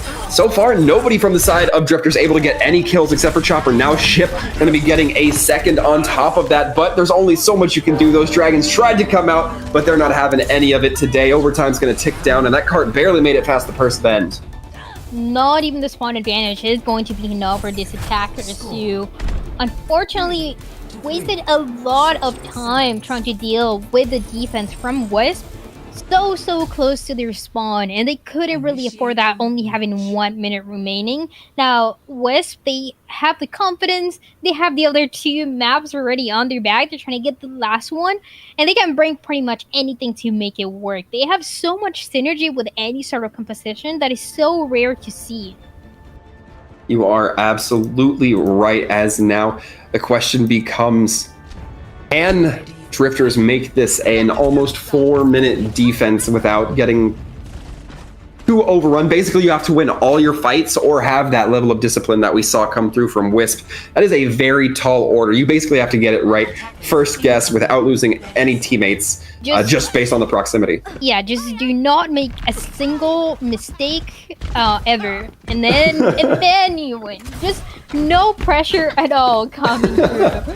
Drifters, they have a very difficult task. I mean, they have to hold this defense for so long, and they already seem like they want to hold it close, which if one of them gets taken down, especially one of the main tanks, then that is really going to be it for the team. Really will, as these gates are going to open up, and Drifters decide they have no other option but to try this very forward hold, but Seems like Wisp might be anticipating this. They're bringing the sim out, and already with Boat going down, that is not a great sign. Rocket gonna be dropping, so maybe things get equalized a little bit for this defensive team, but with no immortality fields now, the defense has to back up, try to give a little bit more room, give themselves some breathing space.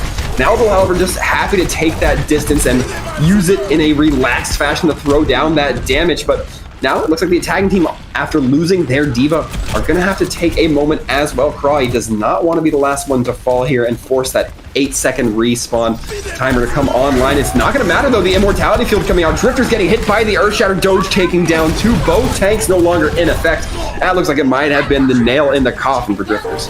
It's just everyone is doing so well from Wisp that, I mean, we can highlight everyone in their positionings. Their synergy is working so well. Dodge, being able to use that shatter early on, guaranteeing that fight, really is going to give a point to Wisp. It's going to be maybe the recontest happening, but that, even then, is going to be difficult. I certainly tend to agree. It's going to be the Earthshatter now coming in from the defense. The sound barrier trying to keep everybody alive. Crimson looks like they might have tried to make a play there, and it was a valiant effort, but not going to result in too many kills.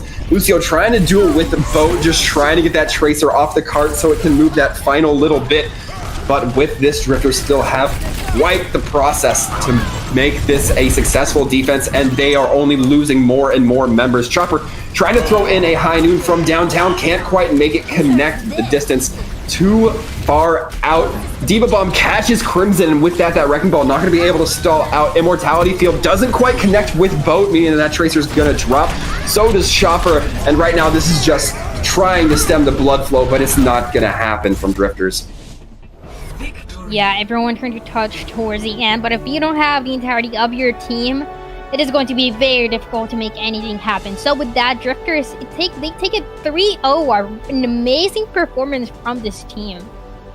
Yeah, I would certainly have to agree with you there, Dryad.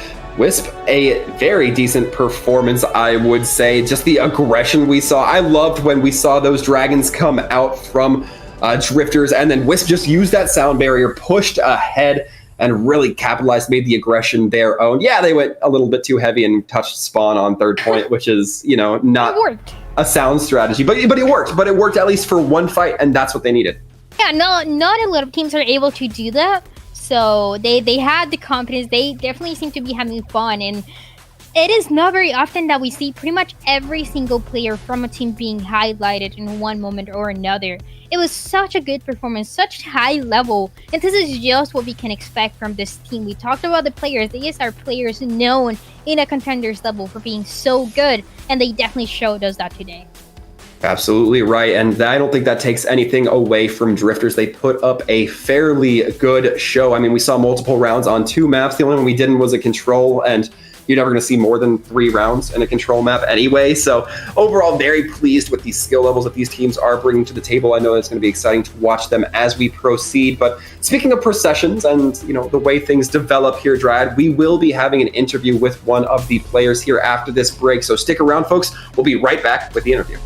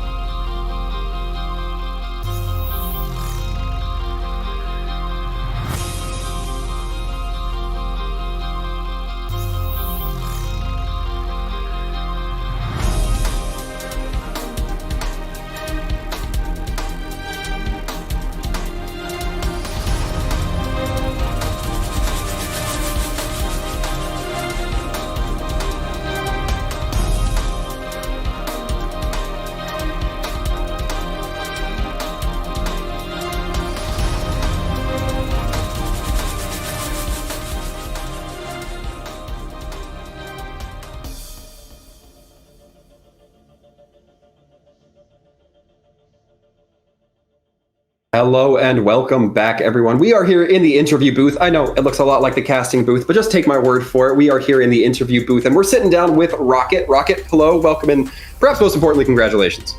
Thank you so much. How y'all doing? So far, having a pretty good time watching some excellent games. Now, we saw, despite what the map score says, we saw some pretty long maps, right? We saw multiple rounds in Kings Row. We saw multiple rounds in Havana. I want to talk about Kings Row for a second because we did see what looked like a pretty rough first attack in comparatively, right? You had a minute, your opponents had about 3, I believe. What was kind of the mindset as we, as you went into that second attack phase when you only had a minute left? I mean, we were confident basically throughout the whole match. It didn't really change there either. We were pretty confident going into that second attack, even though we were down. Like we had a minute, they had 3 minutes. Didn't really affect us. I believe we played double shield. I think so. I mean, our play was like we know for the most part our players in the double shield mirror at least are individually more skilled. And although we haven't had a lot of practice on the comp, we just knew our mechanics would carry us through that. And then me being a previous drifter, I also know like how good the team is at comps. And I knew that double shield and like double shield mercy wasn't a comp that like we were the greatest at. But yeah, we basically just took the mirror and wanted to just like, you know, just out mechanic them for the most part. Yeah, absolutely, and it was very good. It was very fun to see because a lot of teams, are very hesitant. But you said you have confidence on your mechanics to make it happen. So, in that sense, I do have a question for you. A lot of the players in your team that played together before, some of them coming from Odyssey, others from different teams. You said you were part of Drifters before. So, how is the synergy working out for your team? Because it seems like it's very good, but how has the entire process been? It's been interesting. I mean, I was on Drifters for more than 10 months, and I mean, Rack and Malthel, I mean, Rack especially was on Odyssey for more than a year, and Malthel was like, his last team before this was also Odyssey, which he was on for a really long time. And then Doge and Moser have also played together for a long time on Dark Mode and Gauntlet and stuff, and slept on the previous year. Right. So, I mean, everyone on the team knows at least one other player, so it's very comfortable. And our synergies, like every scrim, better and better. Like it's really starting to show as well. Like we have really, really good like individual players like Rack, best Brig in NA. You know, like Doge, really flexible. And then Malthel, obviously just a god at like all the projectile DPS. So, you know, we have the talent to do it. It's just gonna take, honestly, we're already almost there. But the sky's the limit with this team, especially considering how good our mechanics are. It's just going to take like every scrim, build up that synergy as a core, and you'll start to see good things come out from us for sure.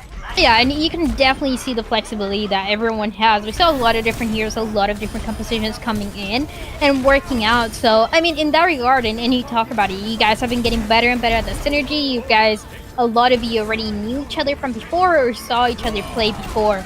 But, I mean, you guys already faced Red Bird Esports, which, you know, everyone talked about them. They are one of the strongest teams so far, and a lot of you guys have already faced them under other teams. So how do you feel about them? Do you think, even if not now because trials, you already went against them, do you think there's a possibility for you guys to beat them when you face them again? Absolutely. I think, I mean, every time, at least for me, every time I play against that core of like Reiner, Hydron, UV, I get hit with like whiplash. They're so much better as like just those 3 players. Like even like Luke and Iron and Sam are also like insanely talented. But since they've been together for so long, they just know how to play with each other, and they're just the best of their role in T2. So like, I mean, I think absolutely. I don't even think. I think absolutely we can for sure play against them and do well. It depends on when that is. Probably Contenders. I think we have a good shot. They definitely do. I don't think they'll drop a map as long as they stay serious. So, yeah, I think we'll absolutely make it closer than it was this time for sure. Fantastic. Now, I know you probably have quite a bit on your plate, probably a little bit to celebrate with this victory, Rocket. Once again, thank you for hopping in here, answering a few of our questions. But before I let you go, I'd like to give the opportunity for any shout-outs you feel, whether it be to your team, to your opponents, to whoever. Shout out to my team, coaching staff, putting faith in me, picking me up. I came from not like a 24th place in OD, so shout out to them, having faith in me. Shout out to Drifters. They're my boys, my ducks. I really love them, and hashtag stay strapped as well. Well, fantastic. Once again, Rocket, thank you for coming in here, answering a few of our questions, and congratulations once again. Thank you very much. And with that, Dryad, we are just about ready for the conclusion of Wisp versus Drifters. However, folks, we are not done for the day. We will be back in just a few moments with Redbird Esports versus Dice Gaming. So stick around. We'll be right back after the break.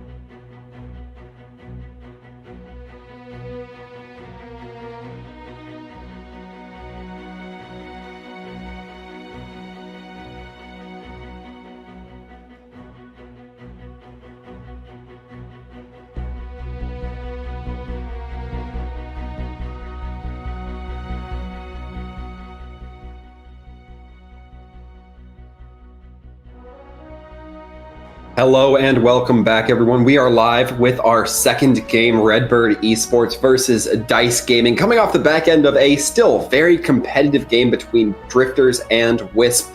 Ended up in a 3-0 for Wisp, but that should not tell you anything about how that game was played. Yeah, it was very close, but now jumping into the next match. When we heard that interview coming from Rocket, he said that Redbird, he didn't expect Redbird to lose a single map throughout the entirety of Trials.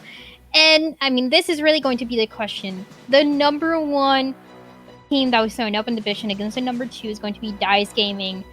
Facing each other, really, we would say that in paper would be the closest match for Redbird.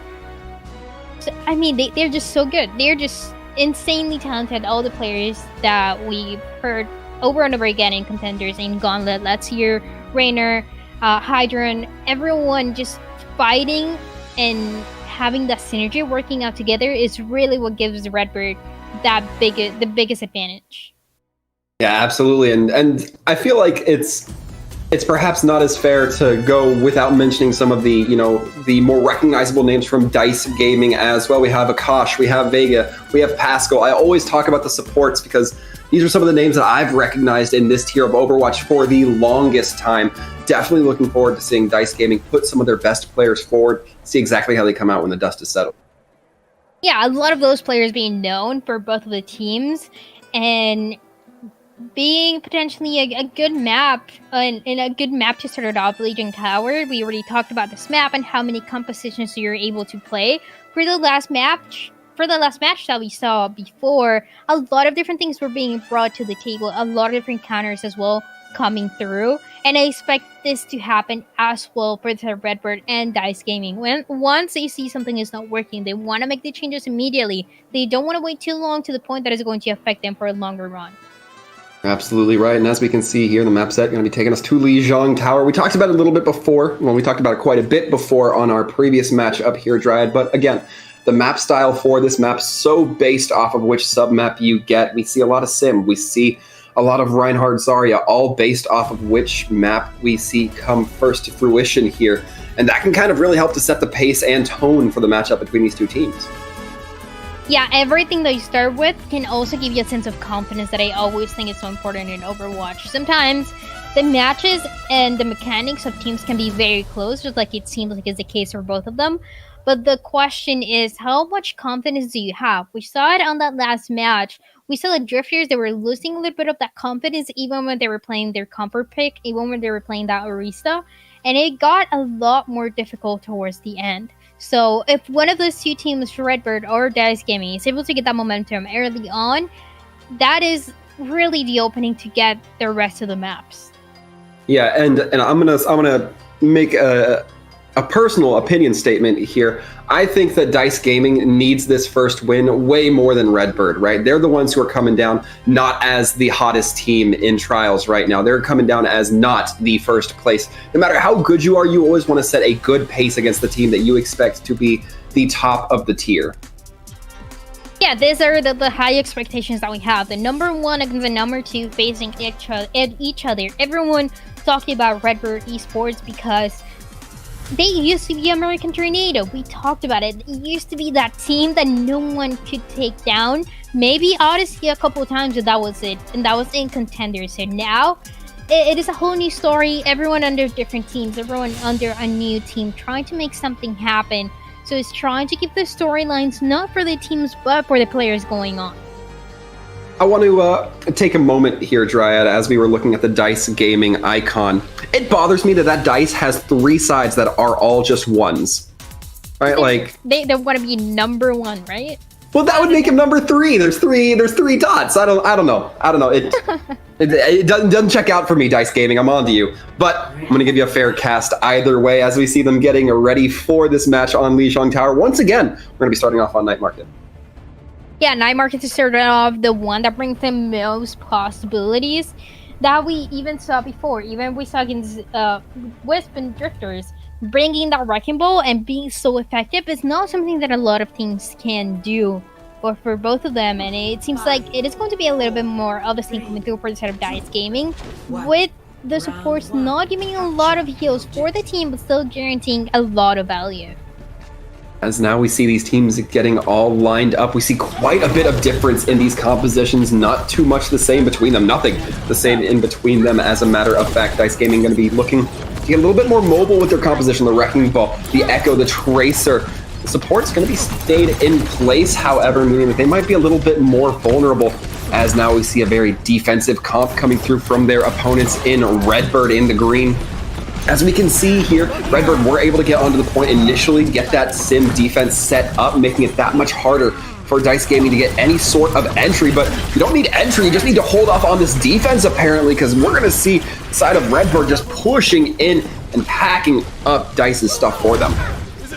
It's a fight that also lasted a little bit longer than they wanted to, but they were able to immediately guarantee the point for the side of Redbird. So an ideal situation. Look, Mina getting taken down. Not going to be too worried about it yet. Waiting for the team also having a lot of speed to get just in time, to get back just in time before Dice Gaming has another chance. Yeah, the only downside is that Luke Mino may have been able to get some more ult charge off of healing themselves if they hadn't died. Not going to matter too much in the long run, as still this defense from Redbird Esports looking very solid so far. And that boob onto the Zenyatta is going to make up for a little bit of that ult charge at least, as now Luke Mino going to be responsible for taking out both of the supports for this side. Dice Gaming now have to regroup, recompose themselves, and try again. Yeah, giving it another shot, trying to get a couple of picks. That's really what Dice Gaming is hoping for as early as possible. You do have the duplicate available, but the kills keep coming through, and it's just a Redbird. Look at that control of space. They don't want to give the point away. Certainly do not, and so far they haven't had to. As we can see, that Diva Bomb coming online, meaning that nobody can push in. Beluga either recalled or had their shield broken at just the absolute worst moment. I mean, the self-destruct trying to come in from the duplicate Echo Cyrus. And Pascal going to be throwing in the Transcendence a little bit late. I'm not so sure about that one, Dryad, but Iron going to be taken down. Redbirds might have had their defenses cracked, but with the Earth Shatter, Reiner ensures that nobody shall pass. Redbird Esports continues to hold. Yeah, they'll have to clean up the point a little bit, but that's just good housekeeping. And so many ultimates being used as well for the side of Dice Gaming just to try to take control of the point. It is not going to be possible. The sound barrier is still available, and Sam's still trying to get that pulse to connect. Beluga trying to use that gravitic flux, but in the pressure they felt, they couldn't get the contest going through. And it's so unfortunate, as it's going to be the first map, the first sub-map going over to Redbird. In a very dominant way as well for Redbird. They took control, they take that space, and they didn't give it away. I like their positioning as well. They weren't playing too aggressive because they knew that Dice Gaming was going to be playing that Wrecking Ball, and they didn't want to give a lot of space for that Wrecking Ball to work with. So playing it very patiently, we only saw that Luke Mino got taken down in a very uncomfortable situation, but they weren't affected by it too much. So Redbird, so far so good, trying to keep it going. Definitely agree. As now we look ahead, it's going to be a little bit more consistency as opposed to what we saw on Night Market. It's going to be the Echo, the Sim. Sim's just laying down the teleporter, then coming back as Tracers. Both teams playing a very similar playbook. However, Kosh staying on point for Dice Gaming just to try to get that point presence, mean they're not able to disrupt Redbird Gaming as much as their opponent in Reiner could. Might be the difference maker there, at least for the time being. We do see Dice Gaming getting a little bit aggressive towards that enemy spawn. But with Beluga getting tossed off the map like a sack of dirty clothes, it's going to be hard for Dice Gaming to get any sort of composure here, especially as the other half of their team drops. Every single time, and I mean, just look at the difference coming through for the Zenyatas. Pascal, only 45%. Ultraviolet, almost double of what they had, already about to have that Transcendence available. A really good ultimate to protect your bricks sometimes against a pulse bomb, to protect the rest of your team when you really need it. And in the meantime, it's just about Dice Gaming trying to get any sort of ultimate to start this off. Well, you certainly have to think so. Those ultimates are going to be so essential here for Dice Gaming, but the question is, how long is it going to take them to build up, and how many do they invest once they've built them up? We're already seeing Ultraviolet with that Zenyatta Transcendence just right now, trying to hold it down, making sure that anybody who gets brought dangerously low can be saved by that. Pascal going to be taken down. Ultraviolet proving themselves a little bit more of the dominant Zen. Going to be the Pulse Bomb trying to go out. Doesn't quite connect from Ares, in fact, and it gets stopped. Vega manages to put a lot of damage onto that Tracer, but Reiner is there with the backup. One by one, everyone getting taken down from the side of Dice Gaming. Like I said, trying to get a couple ultimates going, but looking like a very difficult task. The biggest opportunity here is going to be that rally coming through from Vega, just to initiate the fight, just to be the opener for pushing in into the point, putting that pressure. And even then, it's not looking easy. Vega gonna take it down. Yeah, early loss for Dice Gaming, meaning that Vega's not going to be able to provide that rally. Akash going to be taken down soon as well. And we were talking about ultimate essentiality here, but Dice Gaming with Akash going down is just suffering the downsides, basically, of the Wrecking Ball giving over a lot of ult charge. Now we're going to see Luke Mino use that rally. Not sure it's necessary, but we are getting very close to that final fight. This might, in fact, be it. It's going to be Cyrus taking it out of that duplicate form rather quickly, almost as soon as they got into it. With the rally coming in from Vega a little bit late, the side of Dice Gaming has to try to make a change up here. Diva Bomb goes in, not able to connect to anything. The DPS are delivering from the side of Redbird Gaming, taking down their counterparts and a little bit extra in Akash with that Redbird Gaming. Doesn't have to worry about defending the point. This Lijiang Tower is going to end here. 100 and 100 the Redbird Esports are able to get here on this first map, and already looking as dominant as we talked about them to be. They are keeping up with the expectations. They are really delivering that performance. And Dice Gaming, they were having a lot of difficulty. Like he said, the biggest opportunity there was using that rally to go in, having another opportunity, having that extra health pool to give to the rest of your team, but it got to waste. That pulse bomb coming in just in time, and that is also why I wanted to see the Transcendence to be available early on, just to protect your break. You don't have enough heals. Yeah, you're absolutely right. That Brig going down early on, a very tight spot. Not quite the position that they wanted to be in, but sometimes you don't necessarily get to elect into those situations, especially when your opponents are a little bit more manipulative, a little bit, especially building those ults faster. That was so crucial for Redbird, and perhaps not crucial for Redbird, but detrimental to Dice on that Gardens phase.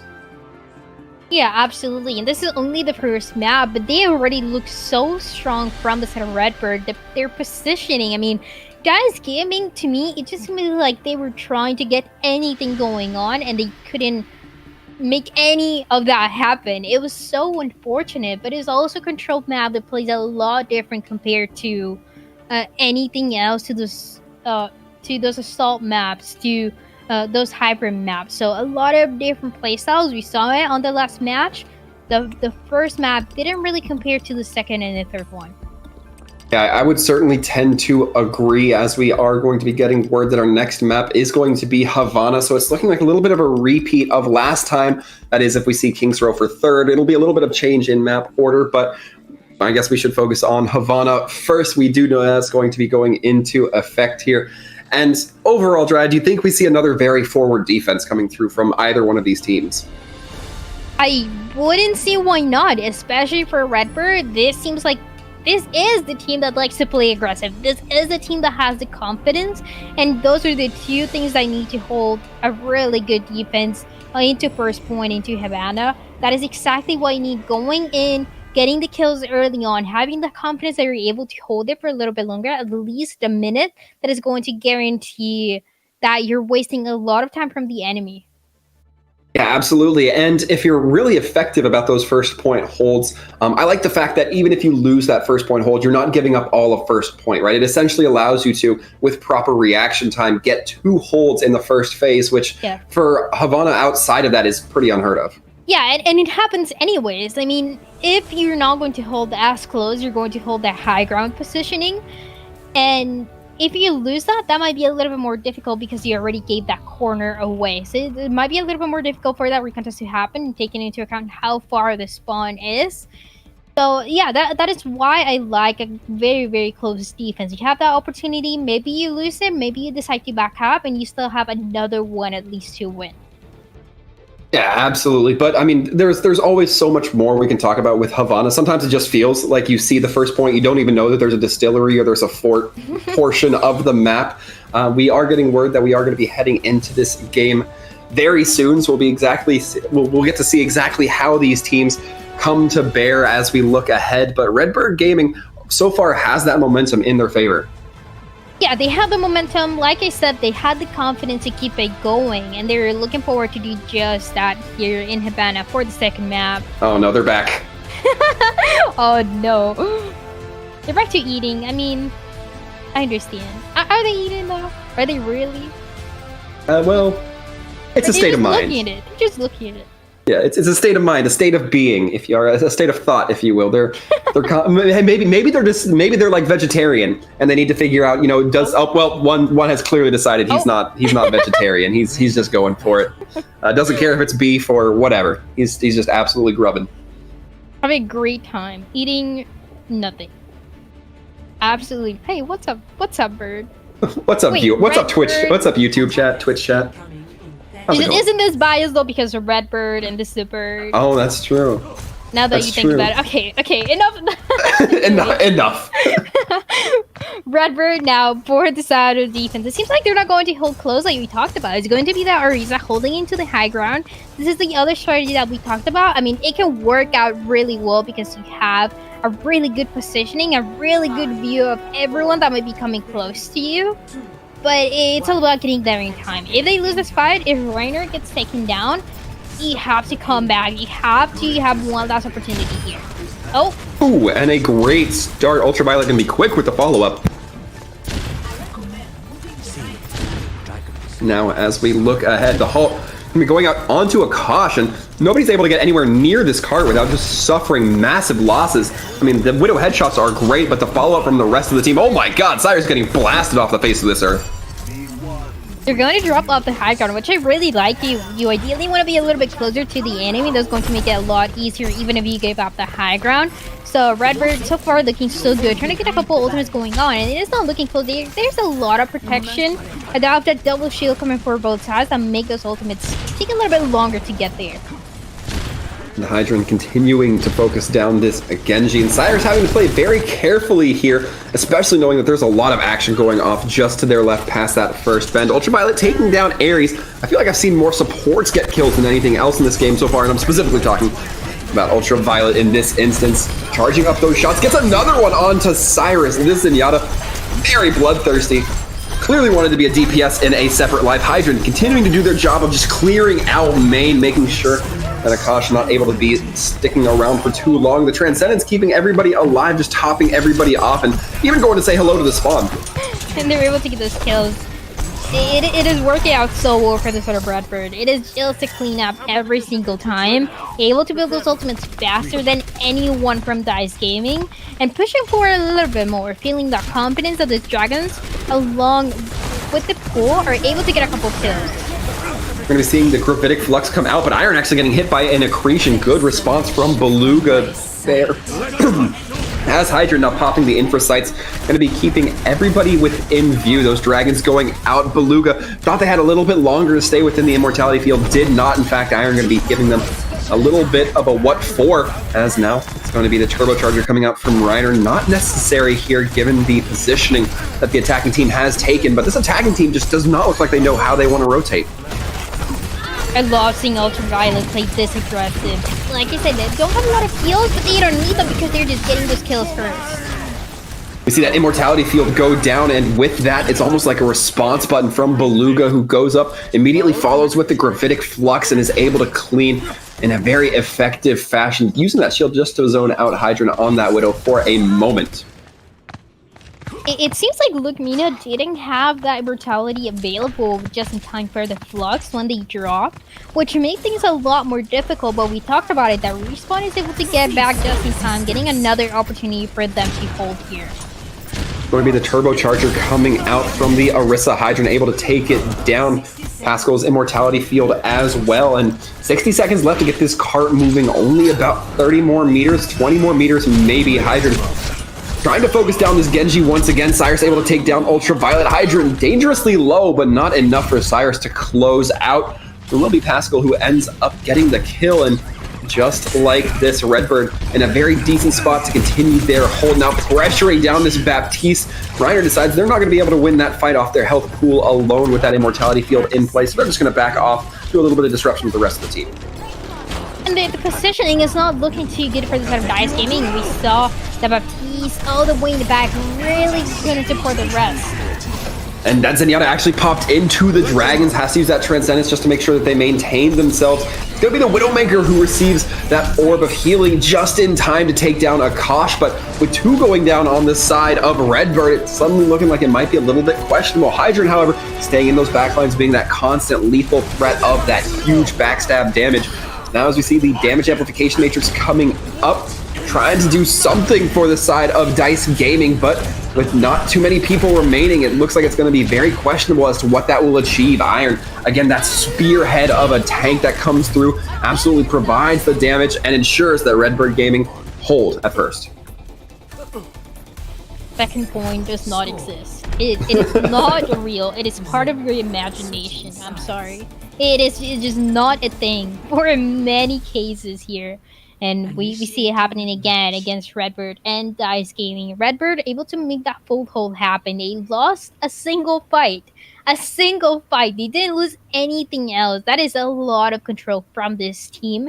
Really good positioning. I love seeing the aggression from Ultraviolet. It is really one of my favorite things to see, and we don't see it very often, but whereas Zenyatta is able to play as aggressive, because ideally you want to be in the backline, you want to be protected, you want to feel secure, but Ultraviolet was using the Transcendence to go in to get a couple more kills, and even had the opening pick here on the second map, trying to keep it going. And Redbird, they only need to move the payload just a little bit, just past that corner. Just past the corner. Basically, they need to move that cart to second in order to get the victory here. And I mean, I into second phase, that is the distillery phase. Not really going to matter though, because this is basically, if you look at it a little bit more technically, Redbird just needs to win 1, maybe 2 fights. 1.5. Yeah, 1.5, depending on the defensive style of DICE, which so far it looks like they're not too aggressive immediately out front. Yeah, they're gonna hold some space. They want to keep the distance just a little bit more for the side of the defense. But this is not looking good because they might just get surrounded. I like this confidence coming in from Hydra, knowing that forward hold is a very strong possibility. They're still coming out on this Widowmaker. The question is, how effective will it be? And so far, the answer seems to be at least a little bit effective as they take down Vega, although it looks like a couple more members of Redbird will fall than their opponents, and that's not a position they necessarily want to be in. Iron trying to stay on cart and making it to where those defenders feel a little bit more pressured to get their contest and put themselves out into the open exposure. Now as Sam continues to fire down shots, not going to quite find it, and so far Redbird have the opportunity to regroup despite that wrecking ball just rolling around. Yeah, we saw Iron trying to go on the up angle, almost making it work out, but now getting taken down. It's all about being distracting now, and this is exactly what Reiner is trying to do. So far doing a good job. I believe they got whip shot back, but also still fireballed through a couple of the enemy team. Not sure how that interaction worked, but Iron now going to be looking to get a little bit more of that regular standard, just shooting them damage instead of, rolling through them like a Mack truck. But this cart continues to move, and it's going to be held at the second point. It's going to be the amplification matrix that comes online. Again, forcing the players on the receiving end to kind of back off, respect the space, if you will. Redbird Esports are going to be suffering their losses, and Sam trying their best, but not quite able to try hard enough. Yeah, the kills are coming through for the side of DICE Gaming, holding a really good defense, but the payload was able to move pretty far so far, almost passing the corner. If it passes that corner, they need to get out of this positioning. They need to go all the way back, protect themselves, even from the high ground, just to guarantee another fight. As now Hydran continues to get information on the opposing team. It's going to be the minefield with the gravitic flux, meaning that anybody stuck in that area is going to be in a very tight corridor, a very tight zone. As now the ult start to flow from Redbird Gaming, it looks like that may have been the ticket they needed, although a couple kills still getting claimed in their favor. Cyrus going to be using the deflect just for a moment of more sustain, but it can only do so much. Vega and Pascal both soon to follow to the grave. Ultraviolet getting the 2 supports for the enemy team, DICE Gaming. They're just hoping to touch just in time, and they're going to walk in with a blade. Big opportunity to make something happen here, but you have that stun that might happen from the Sigma, denying that possibility. So trying to make it as early as possible and to avoid this tank. On the plus side, if you're doing basic math over on the side of DICE Gaming, you know that there's not a whole lot of ultimates to really counter you. Beluga trying to go for the accretion, can't quite find it. Cyrus able to get a lot of damage done onto that Wrecking Ball with the blade, but not going to be closing any kills with it. Doesn't matter as long as the fight is won and they can use it to carry themselves into the next. The confidence that we saw from the set of Redbird is lost now, about a minute remaining, and they know they can't afford any mistakes anymore. They need to win this map. They have a couple ultimates coming through very early on. The Valkyrie coming through just to initiate the fight might be the opening that they're waiting for just to end this off. The Hydrant going through that cafe area once again, trying to find shots, but that Sigma shield blocking a little bit too much of the damage. It's going to be the Infrasights giving that information and allowing no reprieve from the side of DICE. The pile driver lets Pascal just be delivered into Hydrant. Cyrus delivering themselves with that wall climb coming through. Hydrant now definitely looking to put more people into the ground and succeeding. 3 notches in their gun by the end of that fight.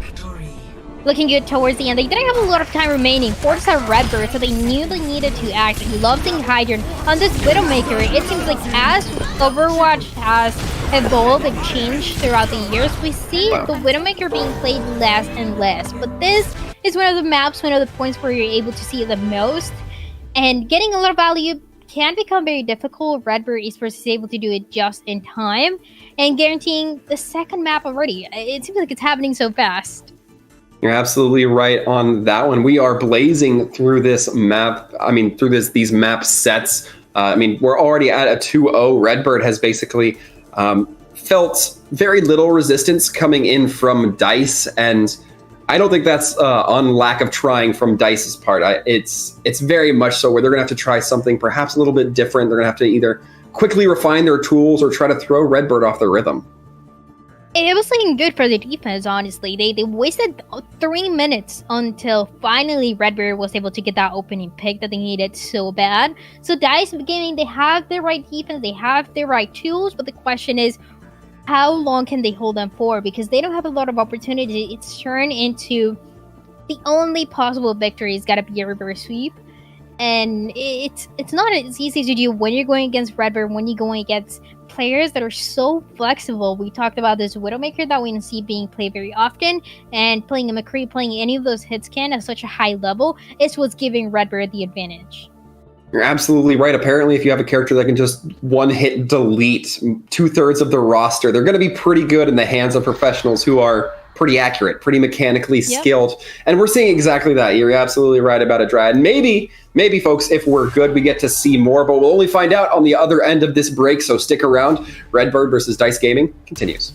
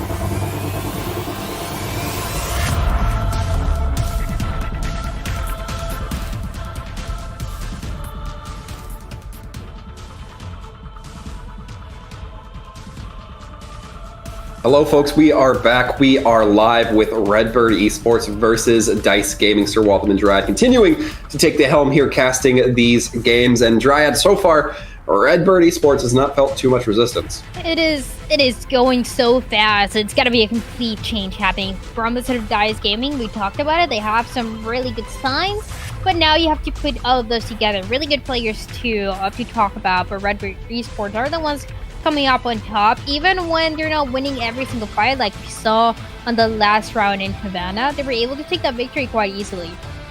Yeah, overall, I have to agree. I would say that Dice Gaming has to pull out all the stops, but I never liked that phrase. It feels like they need to put up more stops against Redbird Gaming, right? They need something that can kind of break them in any capacity.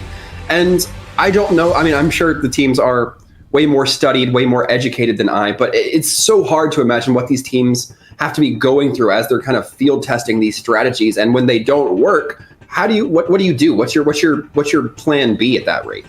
Yeah, because there's so many things to take into account. I mean, you have to talk about what the next map is going to be, how that changes your composition, if you have to change your play style for the enemy team, try to counter them a little bit more.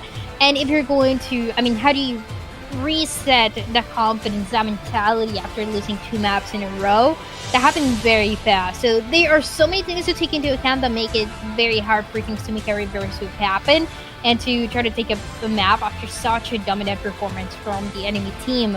But for the side of Dice Gaming, like I said, they had some really good signs. It is coming up to putting them together, coming up with a very, very strong defense to completely shut down what Redbird is doing. Absolutely, and the map that is going to be taking place on sounds like it's going to be King's Row. No surprise, it was between Assault and Hybrid maps, and if King's Row's in the Hybrid map pool, you can almost be sure that one's going to get picked, especially since the Assault type, not necessarily everybody's favorite. Yeah, everyone going for Hybrid, everyone going for King's Row, known as the best map in Overwatch, honestly, after so many years because of the many things that you're able to do.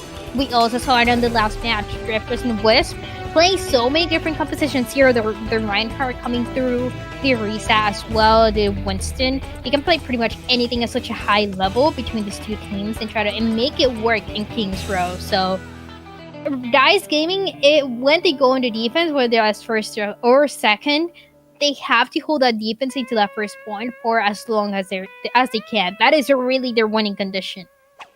Yeah, I mean, time drain is probably going to be the hugest factor that Dice Gaming is going to have to consider here. It is perfectly reasonable to say that we might be seeing multiple rounds in King's Row again. And we talked a little bit about it. We mentioned it rather at the beginning of this cast that this was looking to be, theoretically one of our closest games. And I think if we're going to see that come to any sort of fruition, we really need to see King's Row kind of change up in pace. We need to see it go multiple rounds. I know there's jokes about maps that go multiple rounds, but King's Row has to be the one, at least from the point of view from Dice Gaming.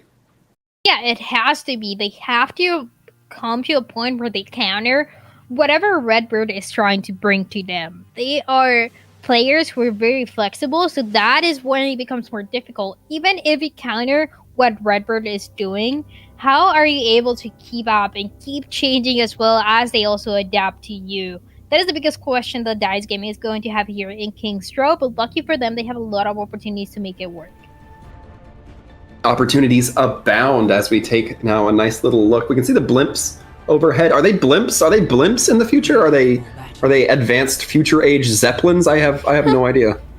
I don't know. This map, the more I see this, the more things I find out about it. I feel like I've never really admired the map itself.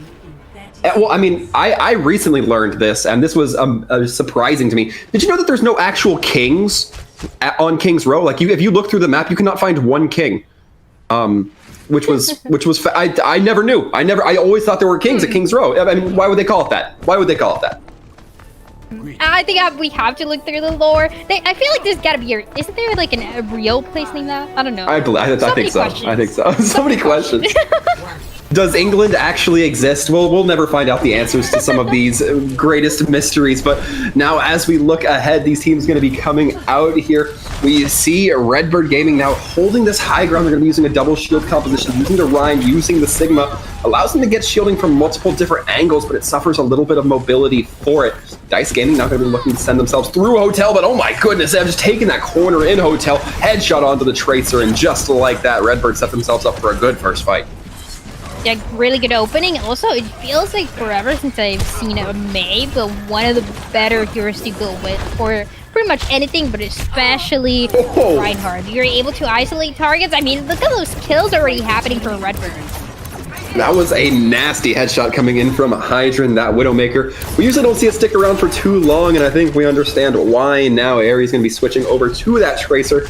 A little bit closer, a little bit more action-packed than just staring down the scope of a rifle. Iron continue to try to focus down that Wrecking Ball, but it was the projected barrier that comes in from Beluga, saving Akash, at least for the time being. Cyrus taking down a lot of hit scan to have to contest with, or rather just the one to have to contest with if you're that Echo. And right now, Redbird not looking like their compositions are going to matter too much. They're just coming out on top no matter what they play. And the thing is that the composition that Dice Gaming is playing, it can be good in theory just to be able to engage with the enemy team when you have that Wrecking Ball, but who is going to play and peel for this support? Who is really going to give that protection that they need? Because yeah, they can get a couple kills now, but it's a matter of making it into the long run, being able to build those ultimates as soon as possible. With Sam down, that means the Blizzard's not going to be in effect for a moment, and with that, Dice Gaming has to be a little bit quicker, otherwise it will come into effect. The run back will be real from the Mei. Maybe the Dragons going out, the pin deep onto Akash, has those adaptive shields to bring themselves back up to full health. The Earthshatter comes in, almost gets blocked by the projected barrier, but it just missed a portion of it. And with this, Redbird Esports now looking to lean in. Cyrus going in with the duplicate, gets torn out of it almost immediately, not able to get a Blizzard of their own. So close to getting that first 33%, but not really happening. At least though, for Dice Gaming, a couple ultimates will be coming through to create that space necessary, including that Graviton. That is going to be one of the biggest opportunities for them in the next minute, because a lot of them has already been wasted. You have to keep in mind that Luke Mino might have that sound barrier in effect for it. Beluga getting lifted up, as is Cyrus, and this is just not a fight Dice Gaming can win from the start. Oh, it's just not working out. They try to use a couple ultimates. They try to be the ones using those ultimates first, but it's just not working out. Every single time is the kill is coming through first for the set of Redbird, and even if it doesn't happen, even if they get taken down, they're able to recover just in time. So yeah, like I said, Luke Camino is going to have the sound barrier, and this is maybe 1.5 fights. I mean, we might be having for the attack. Sam getting another kill early on onto one of the DPS, really stopping this fight early on. And man, it seems like every part of Redbird's comp is just made to be oppressive right now. They have so much phase, they have so much control. They're pushing as well very, very close to the spawn. Look, Mina though, does get taken down. Perhaps an opening here for the attacking team of Dice Gaming. They have 20 seconds, so anybody has to get on the point. Ideally, all of them, but it's certainly not going to be the case this time around. A nice projected barrier block going into the Earthshatter of Reiner. Luke Mino with that sound barrier finally activated, keeping everybody alive throughout the grab, and in fact, returning a couple kills onto Pascal, courtesy of Hydran. Now, Sam trying to get some freezing done with that Mei beam, but not quite able to hit too much. However, that healing was enough to get them. The Blizzard will drop in short order, but put that Blizzard just far enough to make it so difficult for anybody to get on the point. Cyrus gets a 1, but that might not be enough. Iron trying to focus down this Ana, and it's going to be all on to Aries to try to continue to hold here. It looks like this may have just gone in favor of Dice Gaming. They're able to take out this Lucio and Wrecking Ball.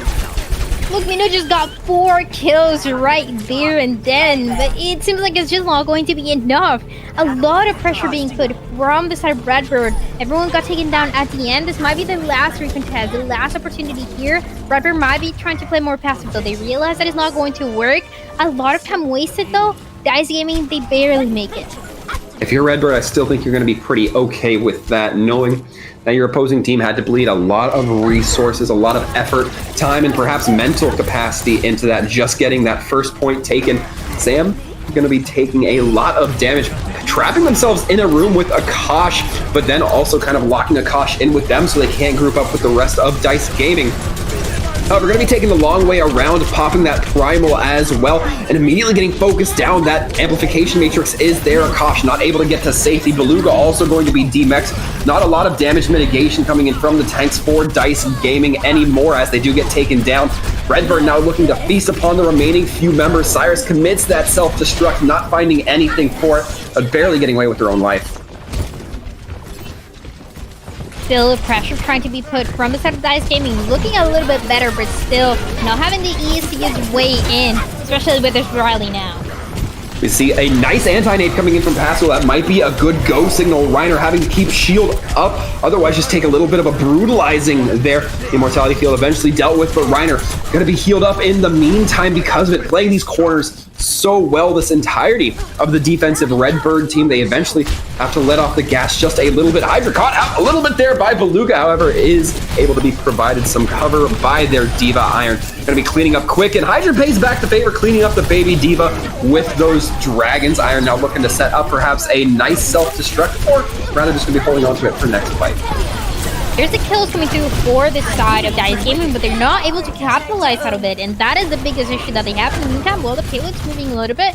They're not worried about it yet for the side of Redbird. You definitely have to back up as soon as possible before that happens, right? You're now getting taken down. 30 seconds remaining to get the second part. And the crucial thing here is that Iron's probably going to lose mech, has the opportunity to die, does get taken down by Ares before they can re-mech, so they just lost that self-destruct for nothing.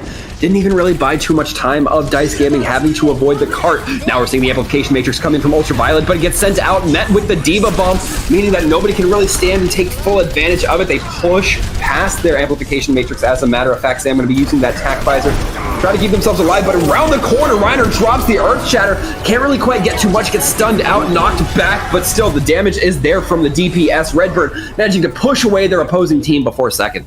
That was a really good shatter. I mean, everyone was able to capitalize and also delay the last push from DICE Gaming. They were able to go in. They were about to jump in, but the shatter, they stunned them for a couple of seconds, and that is exactly what Redbird was trying to do. An amazing job so far. There are so many kills happening from everyone, especially from the supports. Look, Nino on that first control of the point, able to get 4 kills, even though they couldn't hold it all the way until the end. It was an amazing performance from Redbird, exactly what we were expecting. And DICE Gaming, they were getting the kills again, but they were having difficulty capitalizing on it and winning the fight from them. Yeah, and now with this cart being delivered almost to second, a lofty but not impossible goal for DICE. They need to burn off as much time, and you said it before this match even started, they need to burn off as much time as they can, particularly at that first point, because once that cart hits second, and more importantly, once it gets through that archway, you're not going to be able to have too many more fights after that. And I feel like in an ideal world, we could have seen DICE Gaming going for the defense first, just because of that, because they seem to be doing better on the defense when we saw them on the other maps, and they're able to delay a lot of time happening from the side of Redbird, but now they have the pressure that this is not longer an option. They have to hold it. They certainly do, and interestingly enough, Redbird going to be coming out with no shielding. Reiner on Hog, Iron on Diva. Be curious to see how they try to play this, going for some early picks with that Roadhog. Goes for the Tracer, manages to connect on the Ares, and just like that, this field has opened up for Redbird. Tracer no longer able to be that huge of a threat onto the supports. They can breathe a little bit easier. Oh no, Akash got put into a corner. Redbirds are going to take the fastest first point we've seen all day. This is a very interesting composition. I recommend you do not try to do it in your competitive games. It might not work out the way that you think it is going to. This is like a Redbird special that they're able to pull off against DICE Gaming, because talk about that confidence. Is a Redbird special kind of like a companion to Blue Plate special? We'll find out as now we continue looking ahead. Redbird Gaming continuing to push ahead of that archway I was talking about, so crucial for these defenders. Now Redbird does not want to give them any opportunity to regroup and get there. If they get that, they'll have so much more time to navigate through. And this Hog just setting up for some crucial kills, as we saw that Diva get yoinked across the street. Don't cross the street both ways unless your Hog's allowing you to, holding your hand as he does it. And trying to take down that brick, but it's going to be Reiner doing it in the end. And now Redbirds just having a little bit of fun as they fight around this end. Reiner's just getting everyone getting taken down towards the end, but the payload, it hasn't really stopped moving, so don't worry about it just yet. There's a lot of staggers happening as well for DICE Gaming, and this puts Redbird in an ideal situation for this map. Really does, as now we see here these two teams looking towards what might be this final fight. Sam has the tack visor, though, has to be careful because Bob can see them coming up through the subway. Whole hog being popped from a Reiner, using those dragons to just maneuver themselves clean and clear through that area, through that brutal cross section. As Hydra manages to take out one, they're going to be popping that tack visor now. Using, however, or trying to focus down the Echo, who then goes into a duplicate of the Soldier. Not going to quite be able to build up that ult as fast, and Cyrus, in fact, looking like they're not going to get it at all at this rate, does get the duplicate form torn away from them. Iron trying to do their best to push down, and just like this, Redbird has nothing to do but deliver. Oh, they're going in. They're gonna try to get the last couple kills. Look, Mino. Okay, yep, they are definitely confident that they're able to do this. Yep. And there it is. Redbird, the 3-0 that everyone was expecting when you look at this team. Yeah, and to no surprise, Redbird, of course, coming in with some severe skill, I'd say, if anything. That's what this game has taught us, giving us a little bit of a masterclass in. It's just such a high performance that is very hard to keep up, and like we talked about, to adapt in time for DICE Gaming. They have really good players, they have really good supporters, DPS, tanks, everyone. These are players that are known in the scene, but Redbird, they have a lot of synergy, they have a lot of flexibility, and they're able to make this work at any sort of level. Contenders level, trials even more. So Redbird with a very well-deserved victory, looking confident from beginning to end. Yeah, and we got to see a little bit of Roadhog. That's always nice. Yep. It's always nice to see my my ranked games represented in you know, the higher levels of Overwatch play. So nice and refreshing. But just like that, Redbird Esports rather going to be going over DICE Gaming 3-0. So a rather impressive performance from them, and DICE Gaming. Just because this was a scoreline, I don't think this is a team to sleep on. No, yeah, I mean, they're a really good team. They have really good players, and I feel absolutely confident they're going to be able to win the next couple matches that they have, depending on who they're facing, but they should be able to get a couple more victories, get a couple more of those, even though, I mean, it's just everyone had, so far, it's only 2 days in, but for the two teams that have faced Redbird Esports, they've gotten taken down immediately. Yeah, so we might be expecting a little bit more of that as we see the history of Redbird Esports begin to develop here for this trials season. But we will find out, folks. And something else we'll find out is we'll find out a little bit of insight from the players themselves. We'll be having a quick interview with one member from Redbird Esports after the break. So stick around, folks. You won't want to miss it.